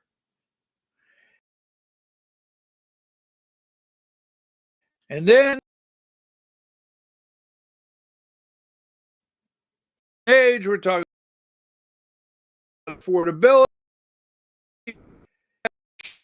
North Carolina, number 77. I guess we're finished in Chicago. I guess we're finished in Portland. Citizens protest as federal agents surge in Charlotte. At least 130 people have been arrested in the action so far. And then just that, Mondani, number 67. He's headed to the White House for a meeting. Mondani reaches out to the White House to arrange meeting with Trump. Trump's meeting with him. And then we have all this military buildup right outside of Venezuela. No one talks. Diane, I don't know if you could do this, but no one talks about this right here. Yesterday,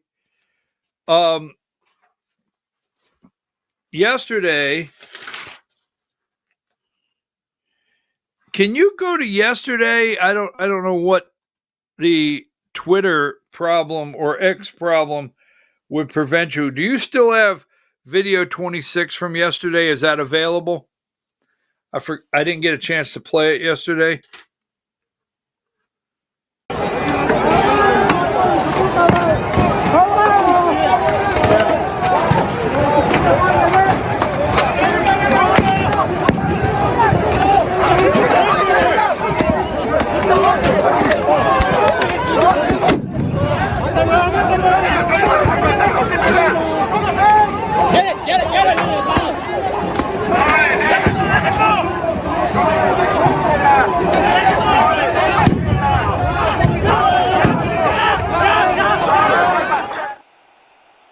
I don't know if this is the same thing. Give me video 27. This is Mexico. Mexico, right? Shine bomb. Protest against the president, shine bomb, concerning the cartels. Is 27, is it?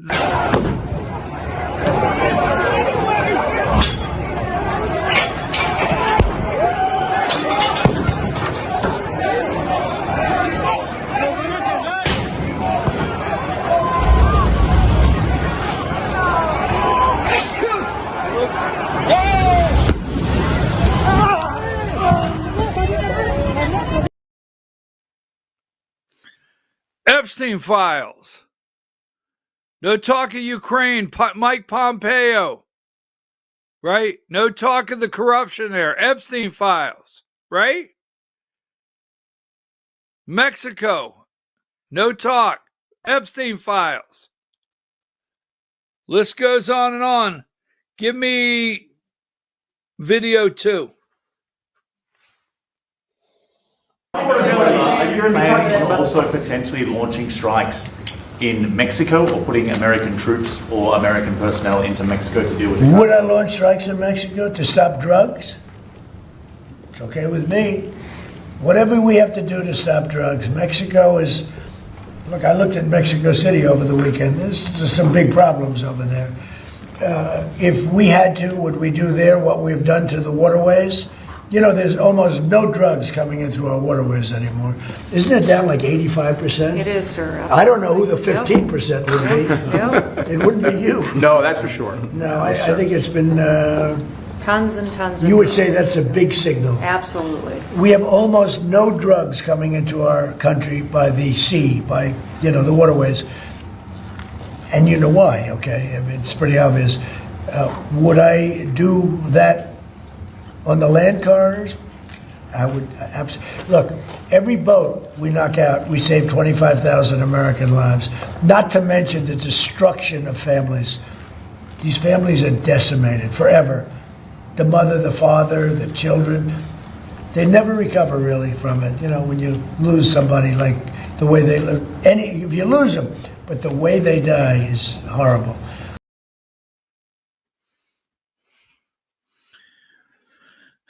Call for an investigation into Larry Summers and Bill Clinton. Okay, call Pam Bondi, stop everything. Pam Bondi, start investigating all these people.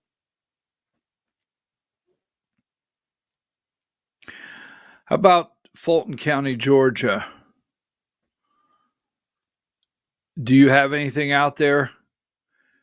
Because the 15 days is up.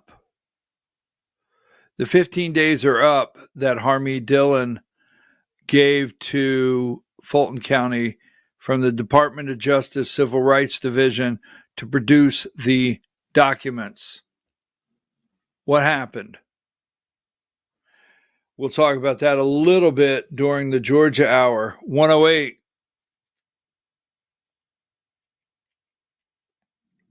I promise I'll only ask one more time. Could you get the video? If you couldn't, okay, because I know it's down. 108. Fallout over the latest Epstein file release. The reason for the flip is that they're sanitized. What I do want to talk about is I've been recently told the reason they're going to be releasing these things and the reason for the flip is that they're sanitizing these files. There's a facility in Winchester, Virginia, where they're scrubbing the files to take Republican names out of it. That's what I was told by a pretty good source. What I do want to talk about. Now, that's Jeffrey Epstein's brother. He says they're scrubbing the files. Now, I don't know. But Jeffrey Epstein's brother said the reason they're going to release and Trump is ready to say go is they're scrubbing all the files now. So I have to tell you, are we going to trust anything that comes out of this? Are you going to trust anything that comes out of this? Now, we're going to get ready for the Georgia Hour. Before we do, I have to double check something here. We want answers, number 25. And as I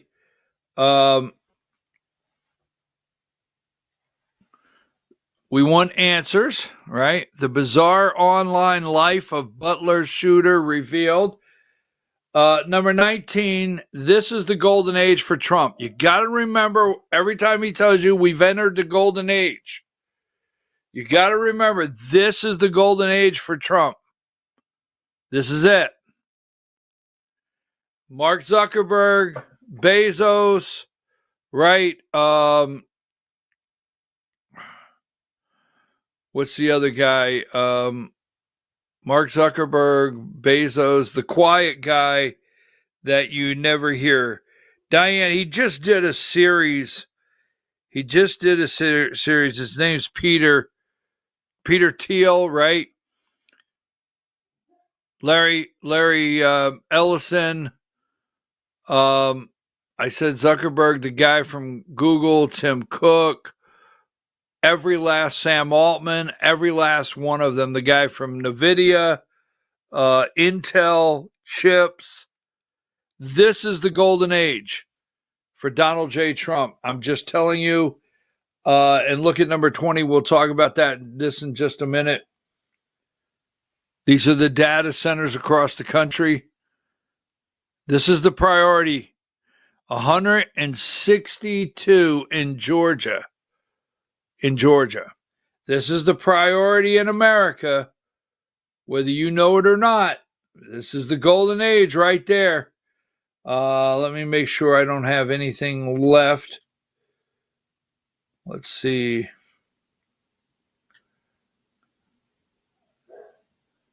Well, Diane, number 88, you know my biggest concern. My biggest concern in America today. Did they find the monkey? 101, the crown prince from Saudi Arabia is here. He is here, 101. And, before, I'll wait till the Georgia hour for this one.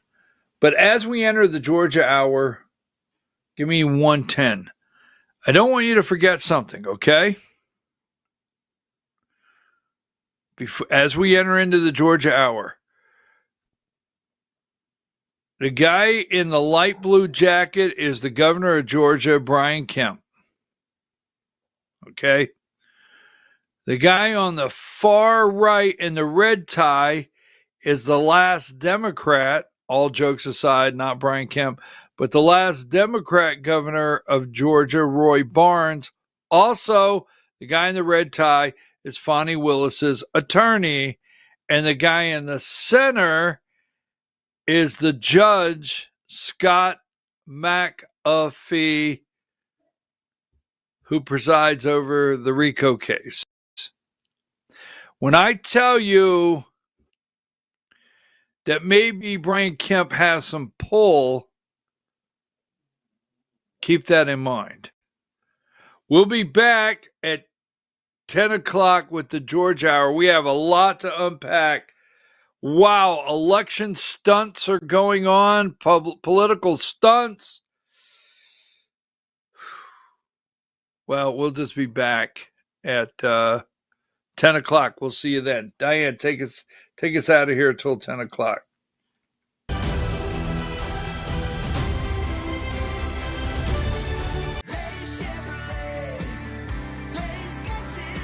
At Days Chevrolet in Jasper, we're proud because for more than 65 years, we've built a legacy of trust for the families we serve. That's why 80% of our business comes from repeat customers and referrals. When you treat folks as well as we do, word is bound to get around. Days Chevrolet in Jasper, family first since 1959. Days Chevrolet, Days gets it done. Together, let's drive. Larry's Body Shop in Ellijay. Family owned and operated since 1978. The latest in cutting-edge digital technology and state-of-the-art equipment allow our iCard Gold Class certified technicians to restore your vehicle. Our second-to-none customer service will work directly with your insurance company. Major accident or minor fender bender, we take the dents out of accidents. Larry's Body Shop, North Georgia's #1 body shop. Visit us at collisiondecision.com. Why give your money to liberal media companies? Put your marketing needs in the hands of a conservative marketing professional and start getting results today. FYN Media Group, one of the top digital marketing agencies in Georgia, specializes in website design and hosting, social media promotion and management, and so much more. Visit FYNmediagroup.com or call 706-889-3564 for a free consultation. Welcome to El Rey Azteca Mexican Restaurant. We invite you to indulge your senses with our from-scratch authentic Mexican food. Whether you are hungry for fajitas or the El Rey Azteca burrito, we offer a wide variety of fine Mexican dishes, drinks, and desserts. Our inviting patio, indoor seating, and bar has a seat for everyone. So come to El Rey Azteca for delicious food, great drinks, good friends, and loads of fun in a casual and friendly atmosphere. Ladies, when you wear elegant jewelry, you become a force to be reckoned with. You shine brighter than the stars in the sky, and your inner beauty radiates like the sun. So embrace the magic, embrace the elegance, and let your jewelry be a reflection of your true, authentic self. My friends over at North Georgia Diamond know what a woman wants. Go see them for the perfect gift. And remember, when it comes to elegance, there's no such thing as too much. Come see us at North Georgia Diamond. We're igniting passion one sparkle at a time.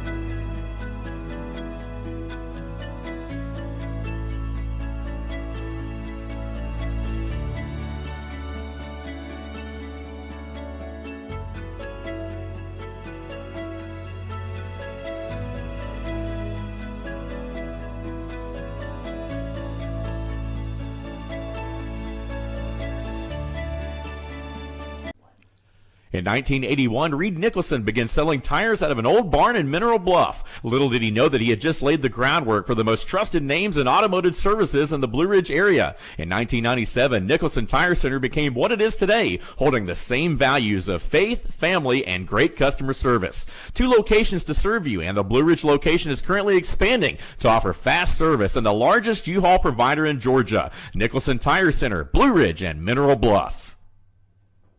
Divorce is tough, but your finances don't have to be.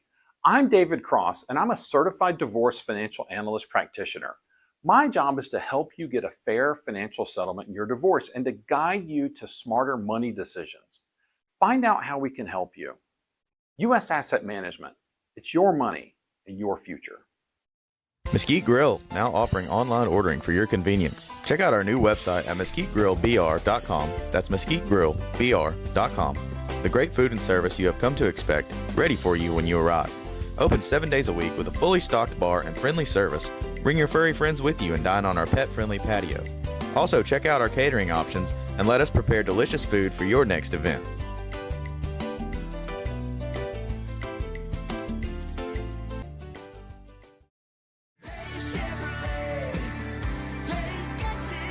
At Days Chevrolet in Jasper, we're proud because for more than 65 years, we've built a legacy of trust for the families we serve. That's why 80% of our business comes from repeat customers and referrals. When you treat folks as well as we do, word is bound to get around. Days Chevrolet in Jasper, family first since 1959.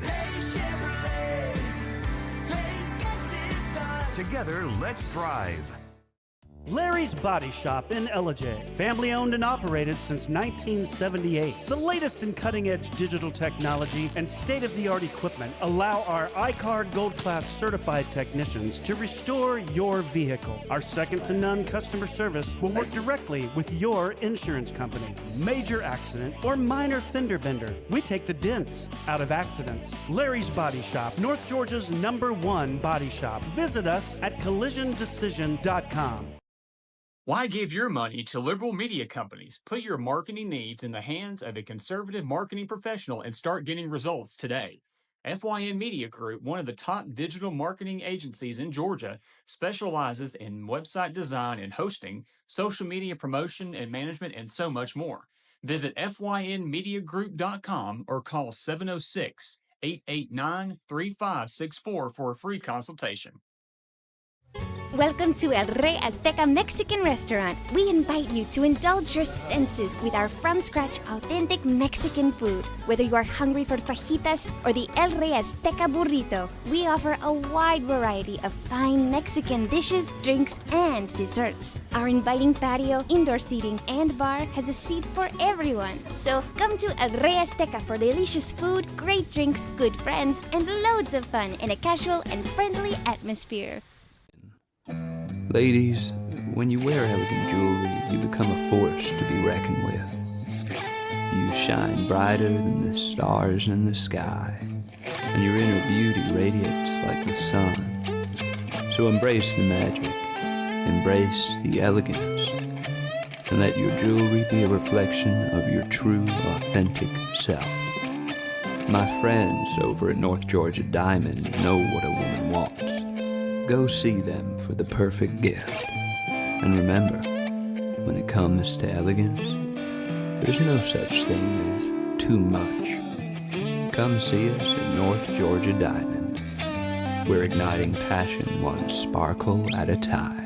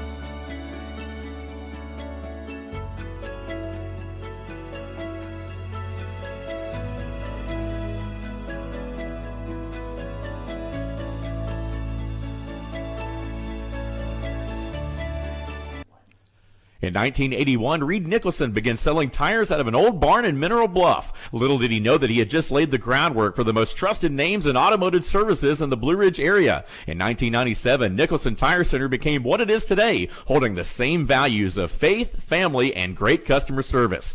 2 locations to serve you, and the Blue Ridge location is currently expanding to offer fast service and the largest U-Haul provider in Georgia. Nicholson Tire Center, Blue Ridge, and Mineral Bluff.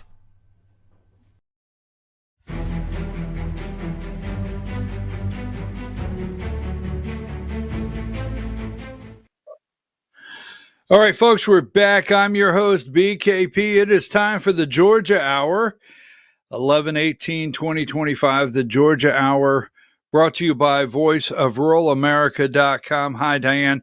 Folks, let me just say here, I don't know exactly what's going on 100%, but the Cloudflare that knocked out X, and I mean, there's been trouble loading X products, videos. It has really taken a toll on the internet. I think some things are coming back. I'm getting messages that some things are coming back in different areas. You know, again, you know, some of you are switching over to Rumble and whatever. But that being said, so we hope all the internet issues are solved today, but we are live on Voice of Rural America Rumble. I'm not 100% what our status is on any of the other platforms. So that being said, quite an interesting morning. Just like that, internet's been knocked out in many other places. Diane, I sent you an article that has a video. I didn't even tell you to get the video out of it. It's Brian Kemp. Did you receive that? And I know you've been extremely busy with Twitter not running and one thing after another. So I know you had a lot of stuff going on there in the studio with different things. Do I need to send that again? Because, I mean, from emails to everything has been really sketchy this morning. I have the video. Okay, thank you.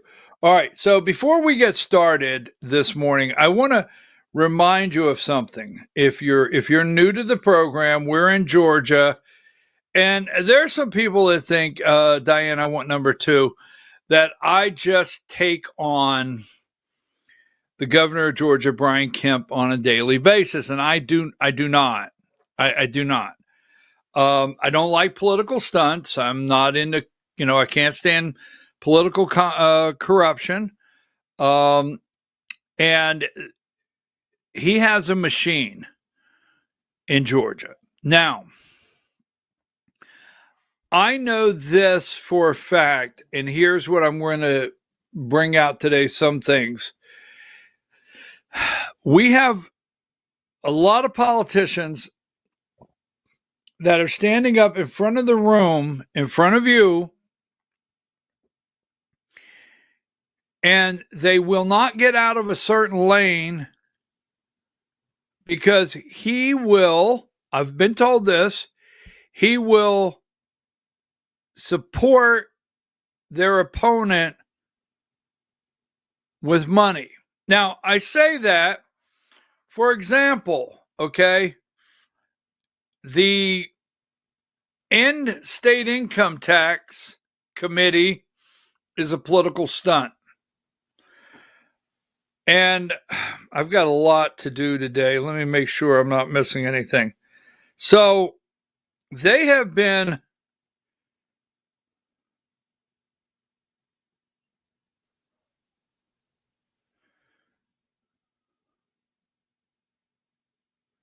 okay. Thank you very much.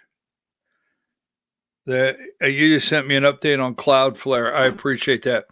So there has been for several years, behind the scenes, they have put together their battery plants for electric vehicles.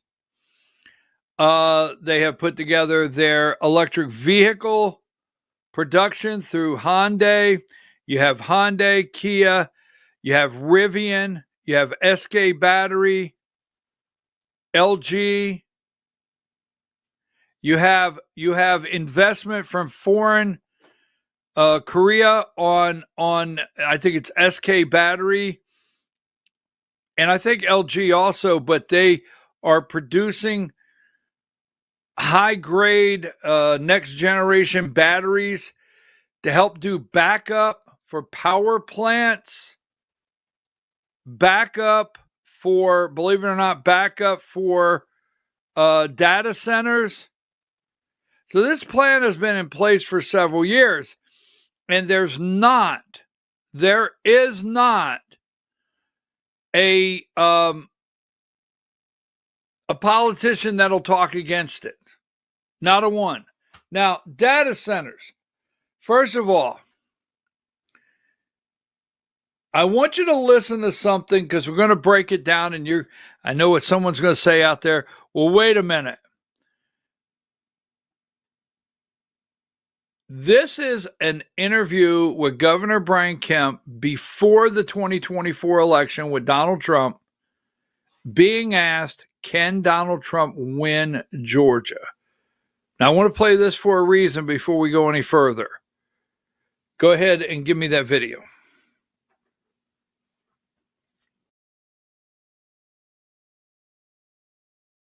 Can Donald Trump win Georgia? He's the front runner right now. Well, I think he can because Joe Biden's been such a bad president. His approval ratings are just terrible in the state of Georgia right now. So I think he can. I also think he can lose Georgia if he's not doing what I said, telling people what he's for, staying focused on the race, quit looking back at the 2020 election. I mean, for goodness sakes, that was 2.5, 3 years ago now. The American people want to know, what are you going to do for me to help me offset the bad policies of Joe Biden? I mean, Biden talks about, the middle out. We're going to grow the economy from the middle out and the bottom up. The only thing coming out of the middle right now is people's money coming out of their wallet. You apparently said at a Republican donor retreat recently that, quote, not a single swing voter in a single swing state will vote for our nominee if they choose to talk about the 2020 election being stolen. But the Republican frontrunner is still saying that. He still talks about it all the time. I think if he continues to do that, he's going to lose Georgia in November.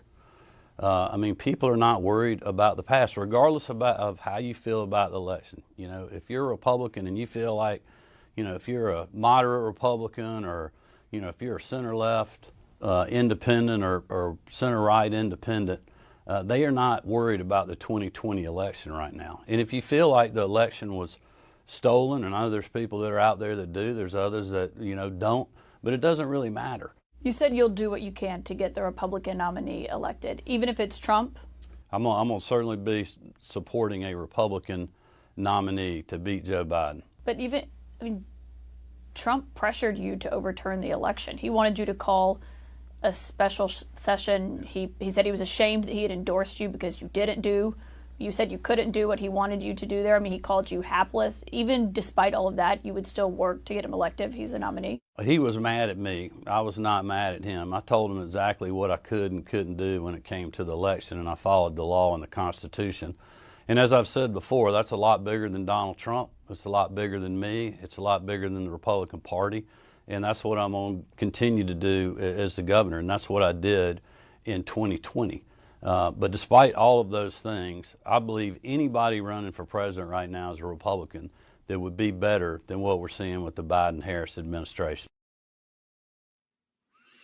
Okay, so I wanted to give you a brief reminder, okay? A brief reminder. This guy has no use for Donald Trump, okay? He does not get up and think for 1 minute. There's never been evidence put on his desk. He doesn't think for 1 minute about 2020. He's not worried about the past. It doesn't matter. Just wanted to give you clarification so you understand who this guy is. He is not working with us in any way whatsoever. Now, he could lose. Now, at this time, President Trump is still running as in the primary in Georgia. He could lose if he doesn't do what I say. If he doesn't do what I say. Looking back at the 2020 election, he lost Georgia. He'll lose Georgia in November. Don't worry about the past. And no one's looking back at the 2020 election. So just be clear on that. Every single thing President Trump has said while he's in office, right? Paper ballots, same-day voting, no mail-in ballots. This guy's not on board. Now, keep in mind, this guy's not on board with us changing our election system. This guy is the former, right? This guy is the former Secretary of State of Georgia. Now, when he was Secretary of State of Georgia, he sat as the chair of the state election board, right? And Brad Raffensperger used to be the chair of the state election board. This guy is not going to participate in any way whatsoever in helping us as far as a new election system is concerned. I mean, you might hear, and I want you to be very clear, because this is what, as we go forward and we go to elect, because I say it all the time, this is our chance. We only get it once every 8 years. I mean, a lot of times the incumbent wins. So he's on his second term. We have, in 2022, Donald Trump tried to unseat him, was not successful, right? So this is it. We have open seats, governor, lieutenant governor. We have an open seat, Secretary of State. We can't squander this. So going forward, you will hear candidates stand up and say paper ballot. Now, he won't be there. You're going to say, well, he won't be there. He doesn't say paper ballot. Now, keep in mind this guy here. Now, we have, hopefully, the RICO case will be over and done in a couple days, December 1st. So give me this one here, 2020, we're talking about.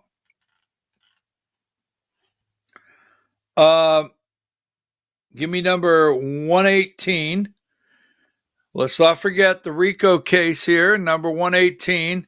Now, this is the PAC, Prosecuting Attorneys Council.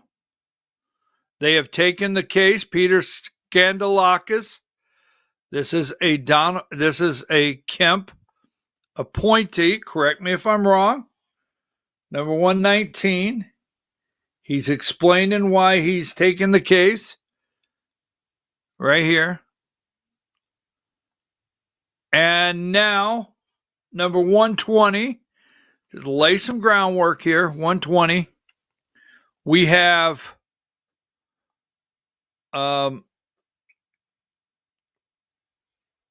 hopefully we have Judge McAfee here, has scheduled a status conference on December 1st of the case, the Georgia RICO case. So on December 1st, Scott McAfee could possibly, this guy here could say, Skandalakis, I can't go forward with this case. I just want everything out there as we move forward. Now, We're waiting to see what happens in Fulton County. As we discussed that, what happens in Fulton County, don't forget that right here, I had it a minute ago, number 110, Brian Kemp, Trump trial judge McAfee gets bipartisan backing.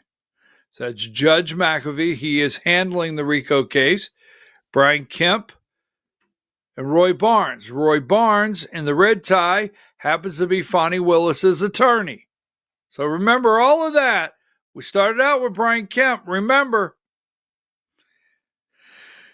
no one's worried about the past. No one's looking at it. If you're going to sit and keep looking at 2020. Now, the reason I say that, because Brian Kemp tells you you can't keep looking at 2020. And you and I know that there's a cover-up. You and I know that. You and I know, will he get out of the way, or is he part of, or will Donald Trump finally come in and do something about Brian Kemp and the cover-up of the 2020 election? There's a lot out there. Because we know for a fact the Joe Rossi, Kevin Moncla case, 2023-025, has been covered up at the Secretary of State's office. We know Ed Lindsay, we're going to talk about it in just a minute, former Board of Election member, the deal that was made in Fulton County, the deal with Secretary of State Ryan Germany in Fulton County. We know through emails, text messages, and much more, there's a cover-up. 2020 election. So you and I both know, are we going to walk away? Because I have to tell you, really, the Department of Justice wrote the letter. The time has expired. It expired Friday. It's Tuesday. When it comes to the 2020 election, we are left with Donald J. Trump, Pam Bondi, Harmeet Dillon, the Department of Justice. What are they going to do? Because every single candidate out there running for any office whatsoever, they completely run away from this and won't talk about it. Just won't do it. They're not supposed to talk about this. They're told point blank that if they get caught talking about the 2020 election, seriously, if they want to keep looking at it, their opponent will get a nice sizable donation.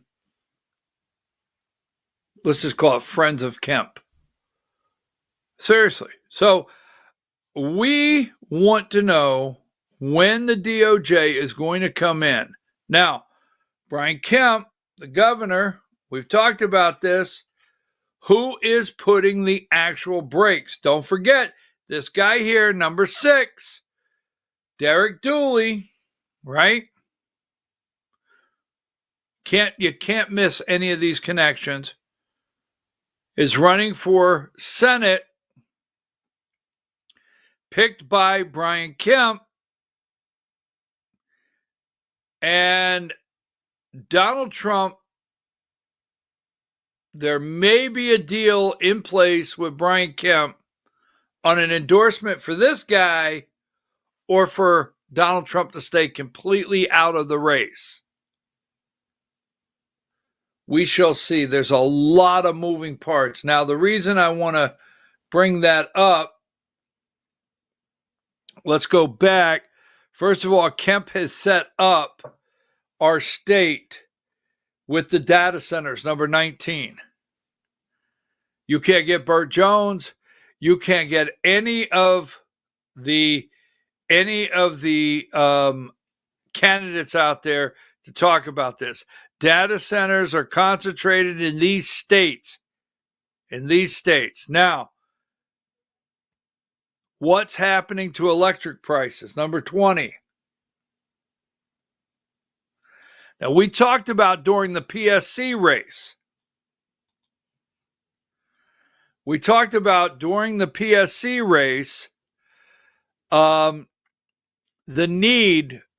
The capacity needed to power up the water. The water needed, the capacity needed, and new electricity to power up these data centers. Now, total data centers in the United States by state. The governor's race could be a harbinger of political headwinds for the AI industry data center build out with the midterm elections just a year away. Look at Georgia. You can see it there. 162 at the top.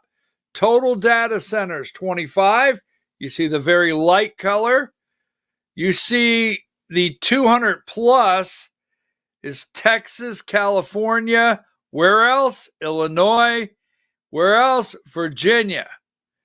The 100 to 200, Georgia, 162. Now, there's an article here, and there's several lefties. When I say lefties, there's several lefties in this article, but give me 113, right? Now, we just had a PSC race, and we know the enormous amount of power. Now, you don't set up 162 data centers, according to that article, without a lot of groundwork being laid. You see, without the PSC, without the governor, without Korea, without battery plants, without the lieutenant governor, Burt Jones, you do not set up 161 data centers in your state.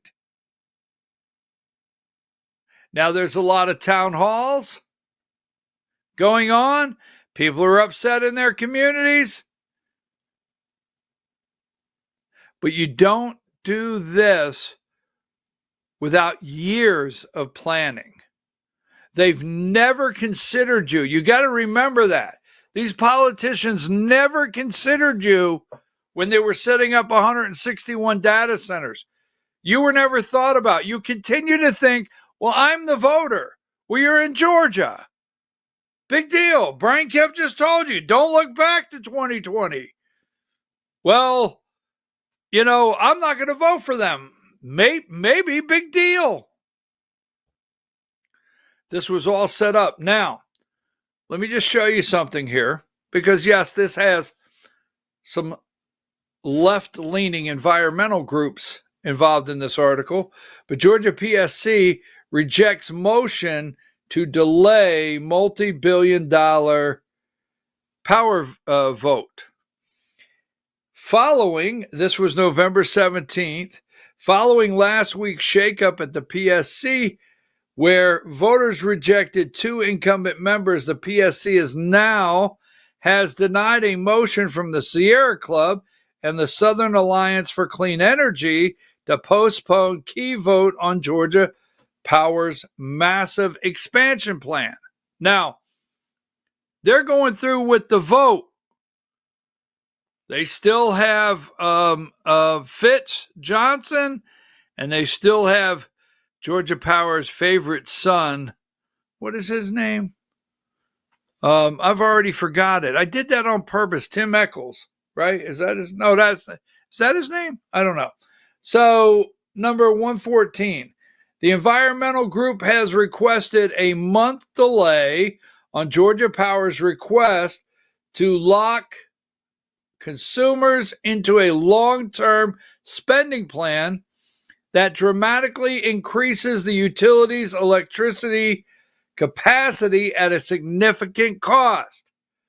The extension would have postponed the final vote until January 2026, allowing the new members Alicia Johnson and Peter Hubbard, both Democrats, to weigh in. Now, I'm not on here advocating for two Democrats to weigh in, but the two won their races by historic margins with nearly 63% of the vote, signaling widespread voter frustration with the previous PSC approach to Georgia Power oversight. Georgia Power's plan would bring 9.9 gigawatt online, more than 50% in increase in the utility's existing generating capacity. Now, if they tell you there's not going to be any rate hikes, if they tell you you're not going to pay more, who is bringing online all this capacity? The data centers? I don't think so. Who's going to pay for all of it? It's been in the works for quite some time. 50% increase in the utility's existing generating capacity, primarily to serve new large load customers such as data centers. Data centers. Critics say the plan's long-term viability is uncertain, and the plants would operate for the next 45 years, locking in high costs for consumers. Now, it goes on to talk about environmental activist. Give me number 113. Now, this is 5. Here's why this is why they have to protect the utilities. I don't know this for a fact, and I look at you because I'm very open on the program, and I just lay the things out. If you have Georgia Power enormous, if you have Georgia Power, you have a governor, you have all these politicians in Atlanta, you got the lieutenant governor, Burt Jones, who is vested, his family is vested in data centers. You got John Burns. You got the investment in all the electric cars and battery plants for high-tech production of batteries for backup on these data centers. Everything's been put in place. You cannot have anything go wrong. The deals are done. Behind your back, all of the deals are done. Now, that one article shows 161. And what I mean by that is this is a 5-member board that sets the rates and approves the utilities to move forward in these projects. 2 of them are voted out. Now, what that leaves 3. Now, I don't know because I did not pull up. I have not pulled up their meetings, all right? I've never pulled up their meetings, but a quorum is 3 out of 5. And they have to get everything passed that when I say they made deals, they have to get everything passed now, because what if in January, one of the 3, I don't know the one gentleman, but Pridemore, is that her name? And Bubba McDonald, is that his name? And I don't know the third guy, but what if one of those 3 cannot, or something happens, they can't make the meeting in January? If they move this out and they put the 2 Democrats on there, and just one of those 3 Republicans cannot make the meeting that day, right? That would give 2 Democrats, two Democrats with a vote. I mean, this could get really tough on them on their quorum What if two of them can't be there and there's two Democrats, 2-1 on the Republican, and they all don't show up for the meeting? Something happens. They can't risk it. So they won't push this big decision out. And I'm not advocating for the Democrats, but when it comes to the data centers, it comes for the increased power plants that have to be built. Yeah, you talk about environmental, you got to build the power plants. You talk about everything that has to go together. You have to keep in mind that this planning does not happen in 30 days. This has been happening over the years. And this is exactly why Donald Trump, this is why I think President Donald Trump is making a deal with Governor Brian Kemp. Are these data centers with all these big names and big money? And remember, Hyundai, never forget, Hyundai, with the advanced battery technology that they're bringing to Georgia, President Donald Trump is highly vested in that, his presidency. So don't get caught off guard on what could happen here with these data centers with Brian Kemp. Now, let's go back to the state election board for a minute, because we have, let me see what I want to get to here. Hold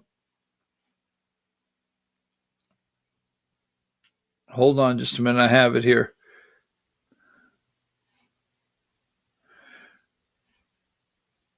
Let me go to right here first. I want to go to number 39, political stunts. I want to go to political stunts, then we'll go to state election board, I promise. All right.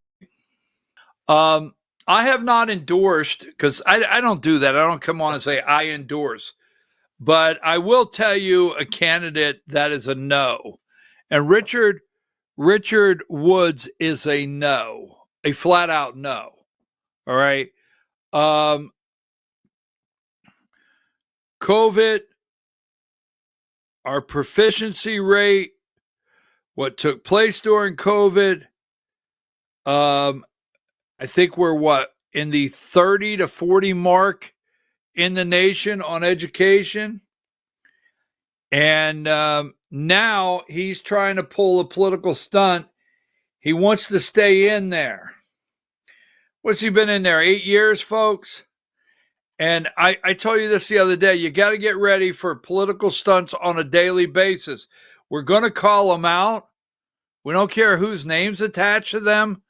There's going to be no favored name status on this show whatsoever. We do not carry water for a politician. We will not.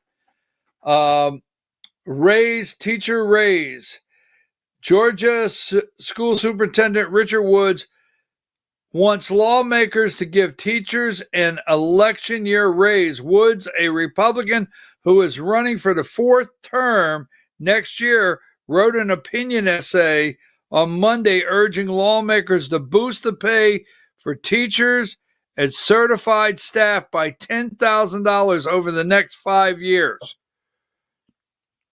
He is a no. He's going around. The only thing he's got is to say, hey, let's get teachers a pay raise. All right? Period. Absolutely not. And then he's going around saying, we're adding cursive writing.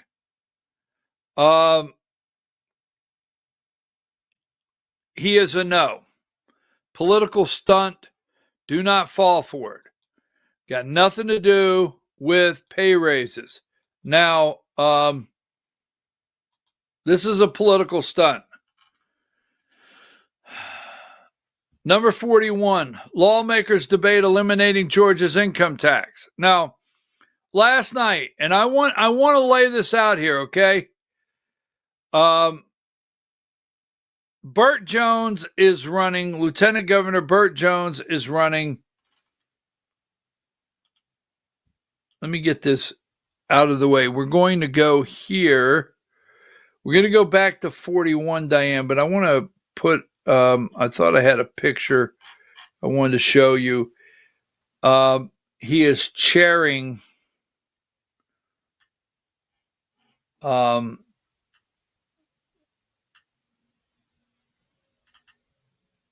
he at? I thought I had a picture of him being the chair of this committee.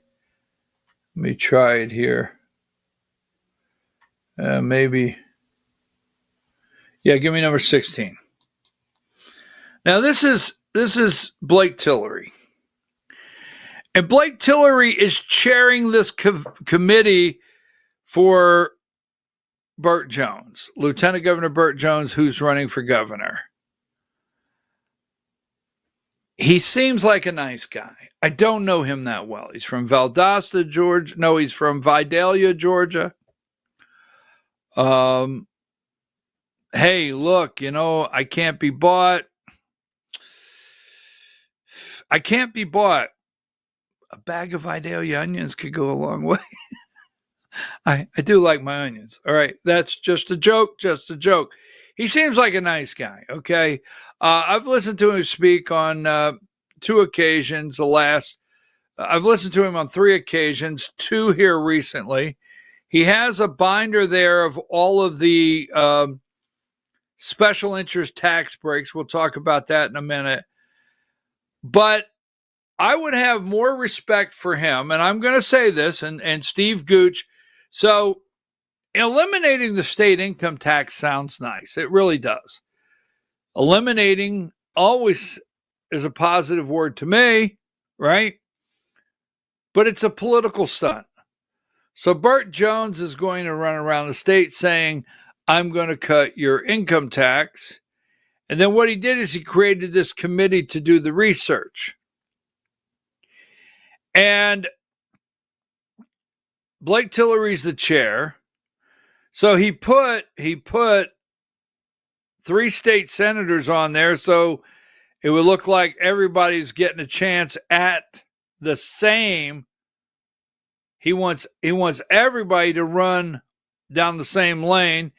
He puts Steve Gooch on there. He puts Greg Dolezal on there, and he puts John Kennedy on there. All 4 are running for lieutenant governor.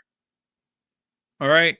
John Kennedy, Dolezal, Steve Gooch, and Tillery, and Tillery's chairing this. I would have more respect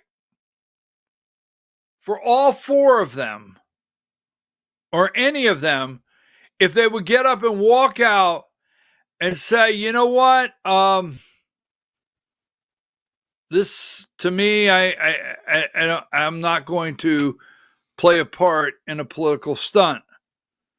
Now, maybe they want to cut taxes. Maybe they'll do a good job cutting taxes. But right now, here you go back to, I would have more respect. Don't stand up in front of me and tell me on a political stunt. Give me number. I got to get to the Board of Elections. We're going to get there right now in just a minute, folks. Don't go anywhere. Go to 41. Lawmakers debate eliminating Georgia's income tax. Supporters and opponents of eliminating Georgia's income tax Monday aired competing visions. Supporters said eliminating the 5.19% personal income tax would expand the state's economy and give Georgians an immediate financial boost. All right? But 42, families in Georgia are having a hard time paying for gas, groceries, and child care, said State Senator Blake Tillery of Valdosta following a meeting of a committee studying the issue. Why would we not be trying to give them a 5% raise overnight? Opponents said the move would force Georgia to expand its sales tax. And there's talk that with the sales tax and your county tax, I mean, we could be as high as 18%, could be as high as 18% sales tax. Now, here's what he said last night that got me to thinking.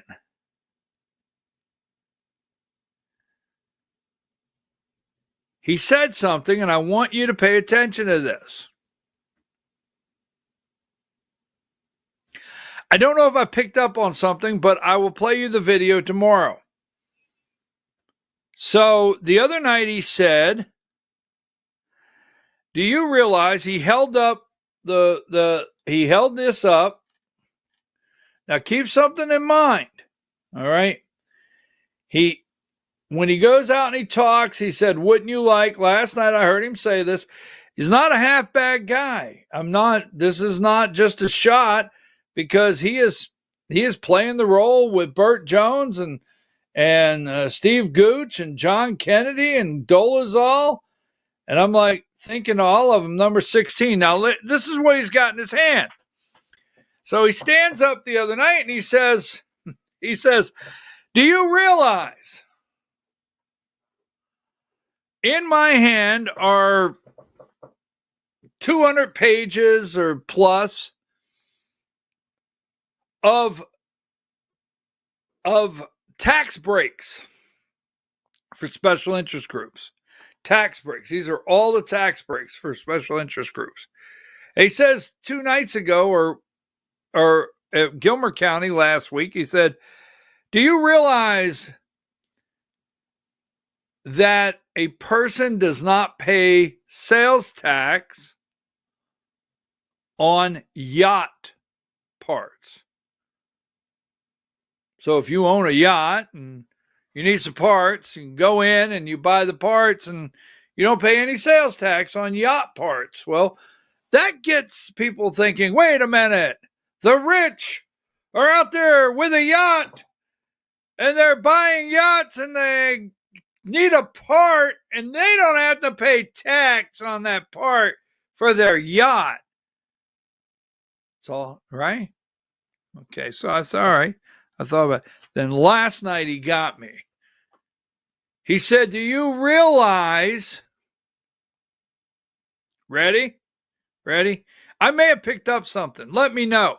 He said, do you realize people don't pay tax on lottery tickets? Do you realize that I have the video, I'll play it for you tomorrow. Do you realize people don't pay tax on lottery tickets? You think that's right? Do you know what would, if they eliminate the tax exempt and they put taxes on lottery tickets, do you know what will go under the committee that handles the lottery in the state? Gambling.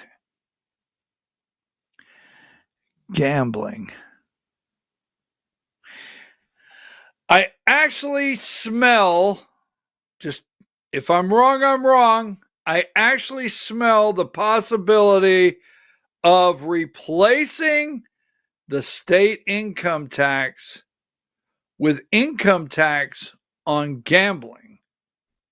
That could possibly happen. Wait till they run the numbers and let you know how much sports gambling with a tax on it, like a lottery ticket, well, you won't have to pay. I'm just saying. I will tell you what they're not going to touch. They're not going to touch the tax breaks they gave Kia, the tax breaks they gave Rivian, the tax breaks they gave Toyo Tire. They're not going to touch the tax breaks they gave to SK Battery or LG. They're not going to touch one of those tax breaks. They're not going to touch the tax breaks for the movie industry at the current time. Political stunt. All there is to it, right? I'll give you back something. You don't realize I'm taking something, while the guy running for governor family is building data centers. Well, that's interesting. Now, let's go to one more, 40, because, it's not our goal to always make Candace Taylor cry. just, I have no interest to upset Candace Taylor and make her cry. But here you go. This is Jim Kingston in the 1st District. Republican Jim Kingston picked up a pair of key endorsements this week in a bid to succeed U.S. Buddy Carter in the 1st District. Tom Emmer of Minnesota, all right, the number 3 House Republican. The number 3 House Republican, Emmer, has endorsed Jim Kingston.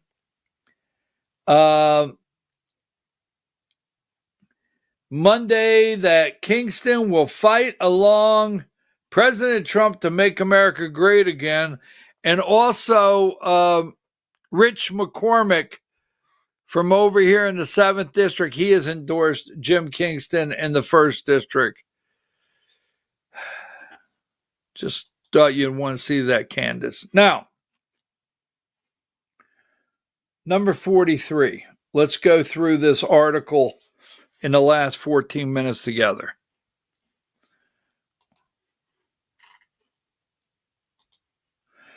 Now, remember, Brad Raffensperger is running for governor.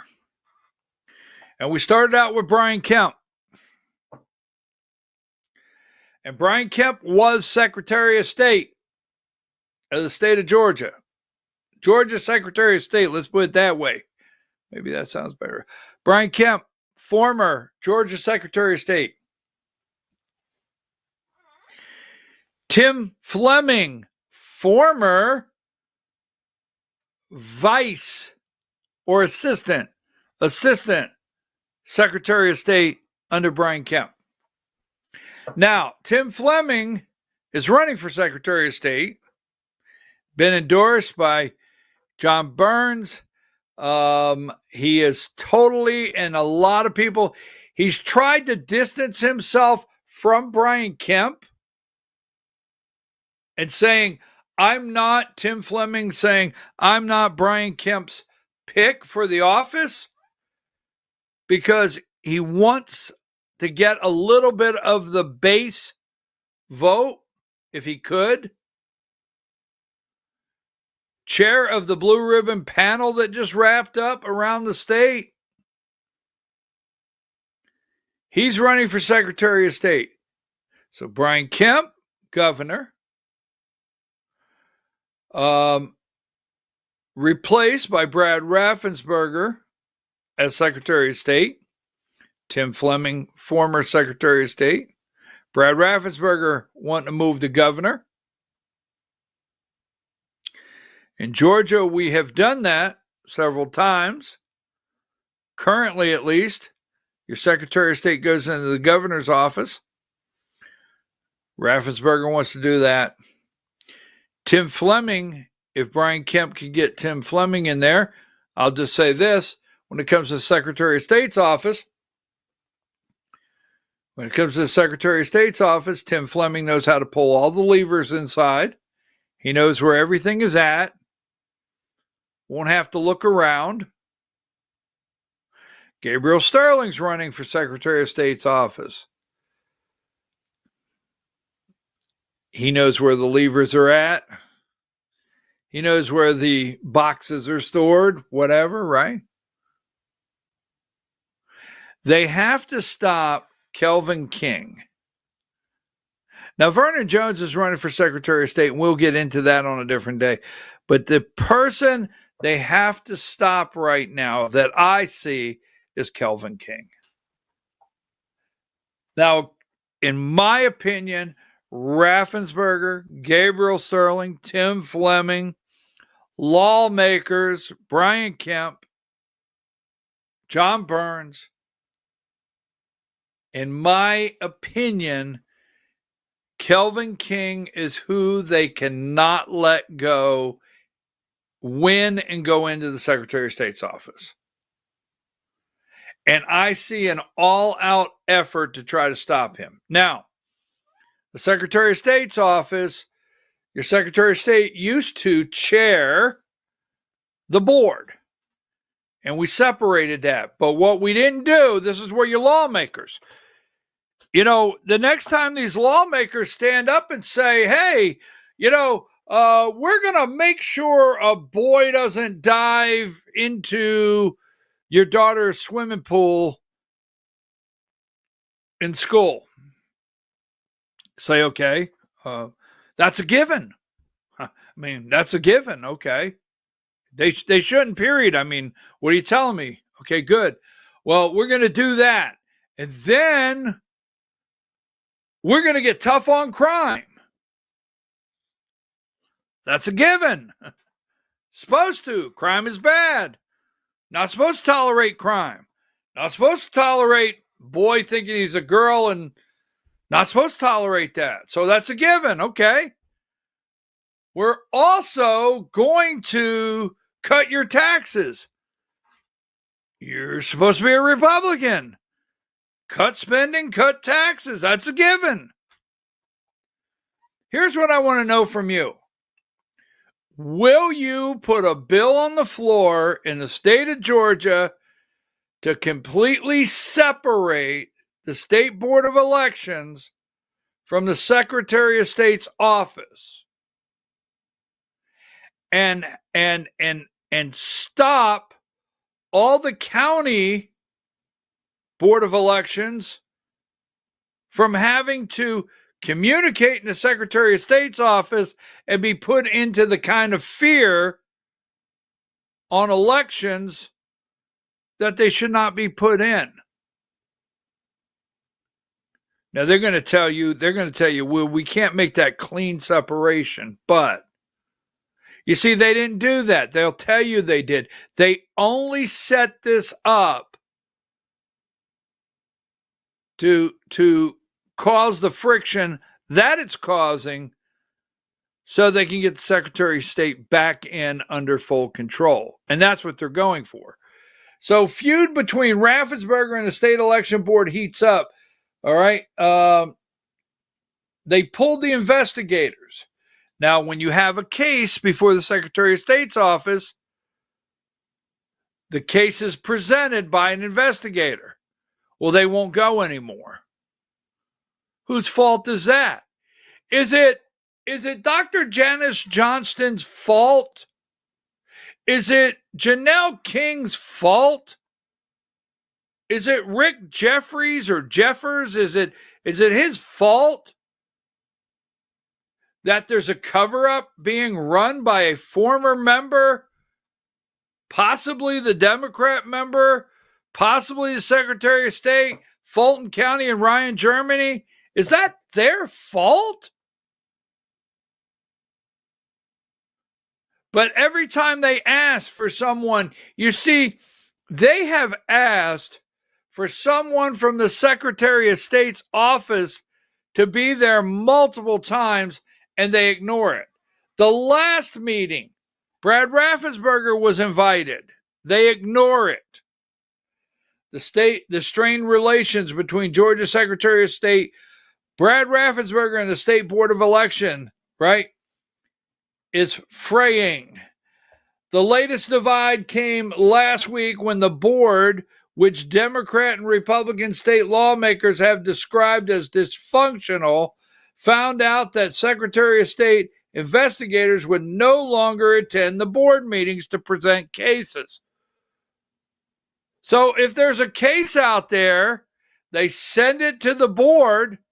They can review it, but they can't ask the investigator any questions when they need to because the investigator will not show up. Number 44, we have members just openly, this is Ghazal, the Democrat member, this is her quote, we have members just openly attacking the Secretary of State and their staff, said Sarah Ghazal, the only Democratic appointee to the board. Are you sure? Are you sure that's the only Democrat appointee to the board? At that point, we basically no longer have a cooperative relationship with him. Raffensperger's office said they were tired of seeing their investigators being abused by board members and blamed for the board's inaction. Both board members, Janelle King, said that Raffensperger should at least send someone to the meeting to answer questions about the investigations. So they're pulling their investigators. They're doing this on purpose. Going into the 2026 election cycle, Raffensperger's on the ballot. They're closing communication with the Secretary of State's office, with the state election board, well, Gabriel Sterling's not there anymore, but with Gabriel Sterling and Brad Raffensperger on the ballot for 2026. Completely stopping almost all relations going into that election. Raffensperger office said they were tired of seeing their investigators abused.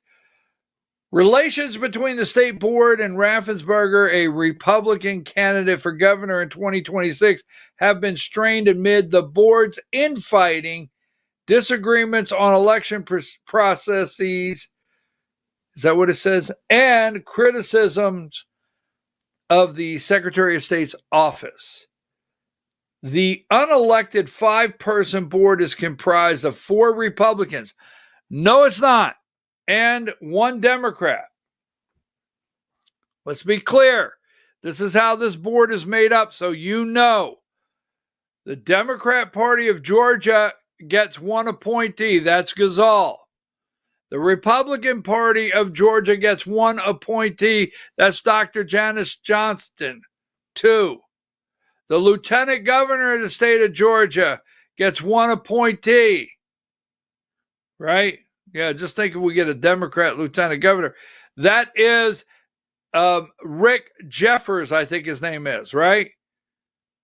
The House of Representatives, Speaker Burns gets 1 appointee, and that's Janelle King. Now, I'm going to say these are my words. I do not know. Nobody has told me this. But I'm thinking John Burns may be regretting putting Janelle King on that board. He may be. Those are my words. And then the chair of the board is appointed and controlled by none other than Governor Brian Kemp. And I do not think he is a down-the-line Republican. So I will say there's 3 Republicans on there and 2 Democrats in my book. The unelected 5-person board is comprised of 4 Republicans and 1 Democrat, but often the Republican chair and sole Democrat find themselves at odds with the remaining 3, who are aligned with President Donald Trump and have pushed partisan agendas and grievances over the 2020 election. Now, remember, that's why I played it for you. Brian Kemp is not on board with this. Brian Kemp said, the past is the past. People don't want to talk about it. Seriously.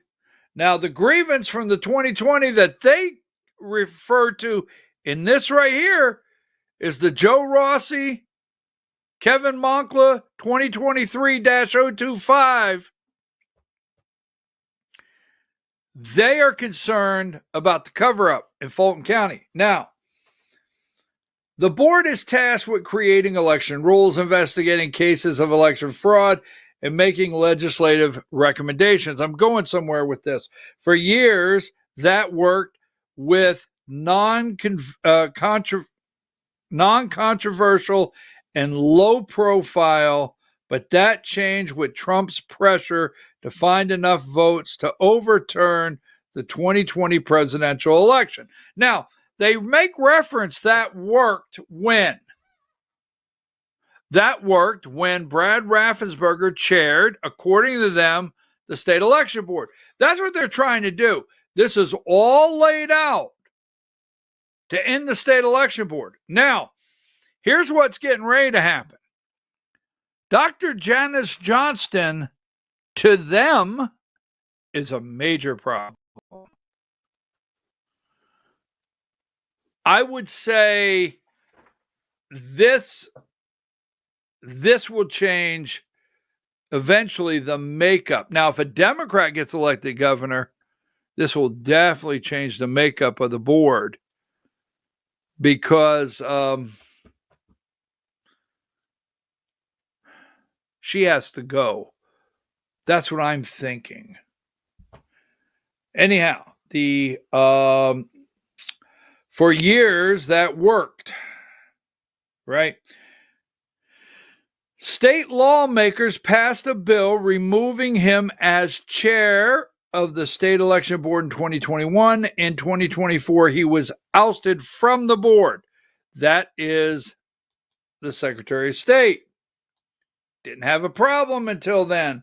Ghazal, the board's longest-serving current member, number 45, said the relationship between the two entities wasn't always as strained as it is today. Now, they have laid the groundwork in this article to tell you that both sides, Republicans and Democrats, say there's total disorganization, disarray.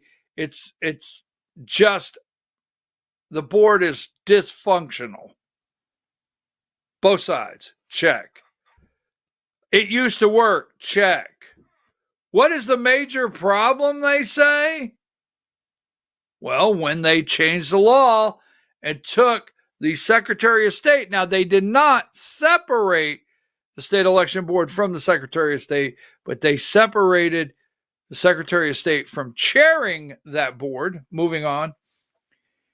It was quite close and collaborative. At one point, she said, we worked very close with their office for rulemaking, for investigations, and for understanding election processes. Ghazal said, highlighting the strained relation, she pointed to criticisms from board members targeting Secretary of State's office and the board's platforming of activists spreading unsubstantiated election claims. The board gave time to last week. Now, this is where I know it's 11:02. Diane will move along, but I'm putting this all together for you because we have Fulton County. We got the DOJ needs to come in.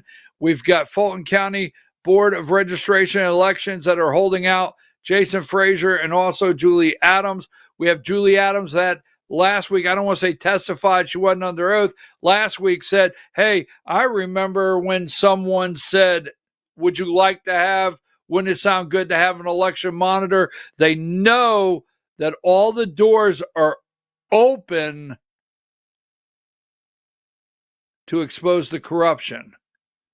This is a very nervous article. The only thing they could do, get Brad Raffensperger elected, get Tim Fleming elected, get Tim Fleming back as the chair.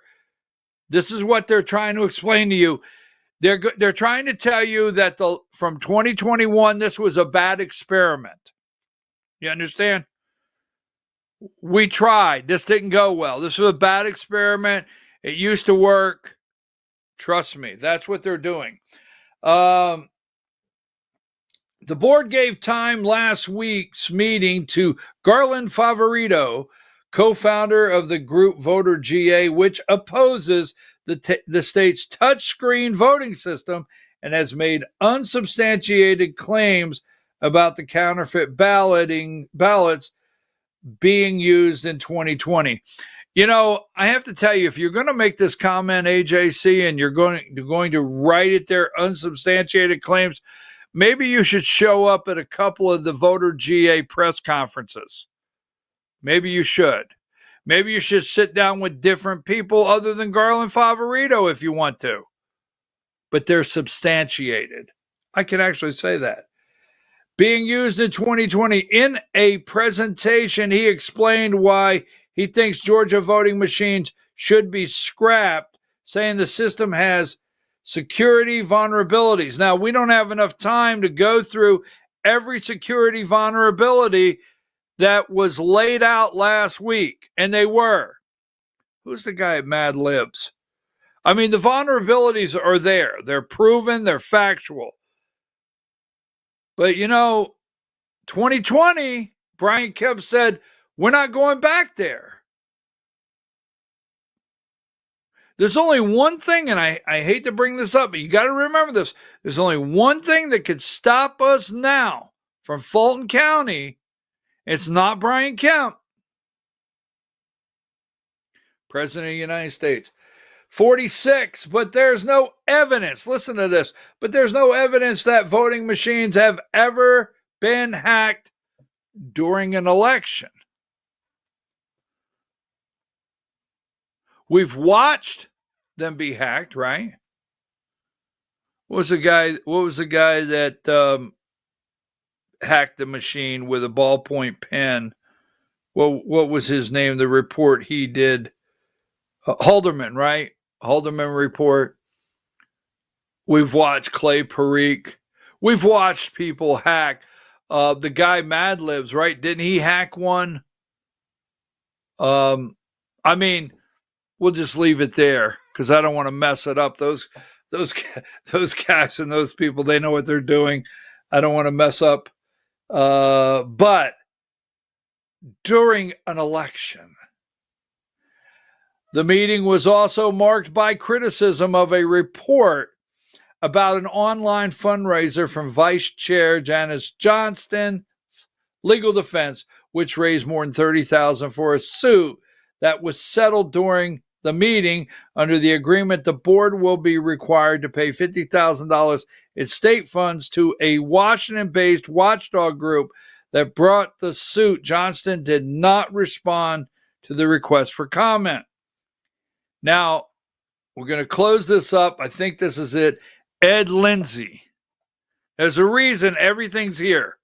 We'll go into great detail tomorrow. There's a reason they go into Ed Lindsay. Ed Lindsay, a former Republican board member. Now, you remember, Ed Lindsay is the one that made the motion concerning a reprimand for Fulton County, an election monitor for Fulton County by July, which John Fevrier, if that's his name, if that is your name, the chair changed on his own from July to August. And this is where we feel there's a behind closed doors with Ed Lindsay, Fulton County Secretary of State's office, and Ryan Germany making a deal. What we think they were making a deal before coming back to the state election board. Ed Lindsay, a former Republican board member, said during his tenure on the board, the two entities had a mutual respect and an arm's length relationship. We did not always agree, but I felt the folks at the Secretary of State's office were trying to do the right thing and believed they thought the same of us, he said. In an interview, King, whose husband is running for Secretary of State, called the relationship between the board and the office discouraging, said, this is the last one, I'm sorry, number 47. It feels like that every time we ask for something from the Secretary of State's office or we ask them to adjust their control over certain aspects and of the process, they punish us, she said. King said when she reaches out to the office, she's often left with unhelpful responses. It was strained when I got there, and it continues to be strained. So now that being said, actually there is actually two more parts I'd like to do. 48. When Speaker John Burns appointed, I want to get this one for a minute. When Speaker John Burns appointed the conservative media personality on the board, King became the swing vote that, along with two other members of the board's right-wing majority, passed a series of last-minute election rule changes for 2024. The Georgia Supreme Court struck down some of those rules and said unelected board cannot make changes that go beyond the state.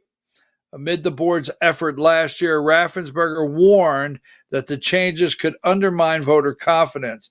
I'm sure if you vote more in the direction that the Secretary of State's office, would want me to vote in, I'm pretty sure that would strengthen the relationship, King said.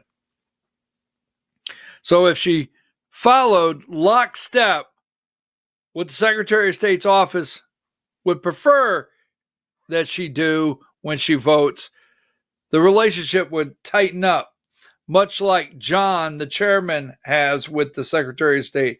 Fevier said the legislature has decided the board needs to become more independent. State lawmakers in 2023 made the state election board budget separate from the Secretary of State's office.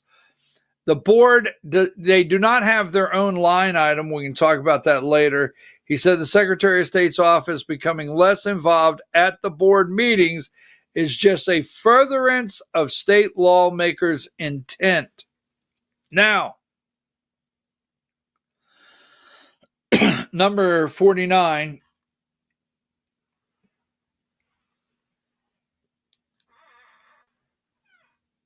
they've allowed us to hire our own investigators, our own staff, and that's just another step down the road of us becoming independent. But there will always be some partnership between the two entities. I will tell you this, all right? The goal here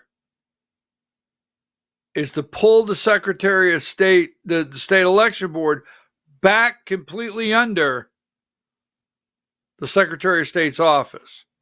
And the goal here is to complete the cover-up. And I do mean the cover-up between the Secretary of State's office, Fulton County, Ed Lindsay. It's my opinion there's a major cover-up going on. And they're trying everything to stop us from pulling the cover back on what is going on. So give me number 2. Don't forget this man right here. We played the video. He does not allow us to look back, right? You heard it. He's in charge. He's running things. And you will see something on the 2026 primary here for Senate. You're going to see some things happen in Georgia. Marjorie Taylor Greene, we haven't mentioned Marjorie today. But Marjorie did not step out and do what she's doing. The Department of Justice gave a date. We have December 1st now with Judge Scott A. McAvee on a status report on that case, the RICO case. Only right now, in my opinion, can Donald J. Trump reach into Georgia and put the pressure. Now, it's much like the Epstein case. It's much like the Epstein file. When we pull the lid back on this right here, 2020, all the names that are going to get attached to it,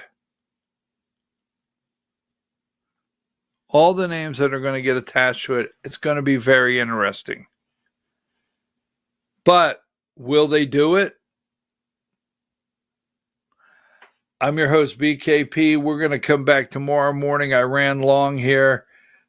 Please send me articles, information, anything and everything.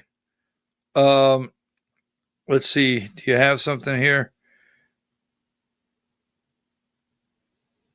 Is this at the press conference? Let's go ahead. Diane, I'm going to send this to you. Is Twitter, tell me if, I just got a message she's attacking Donald Trump again. I think this is at the press conference this morning. If you get this video, if Twitter will let you open it, will you play this video for me? So, are you finished with the 2020 election? Are you moving on? The next election. Okay, hold tight. I just got another text from someone. Oh, could you send that to me? Send that to me, will you? Can you get a picture of that? Someone said about a billboard. Can you get me a pic of that, please? That would be interesting. What do you have? Diane, were you able to get the video?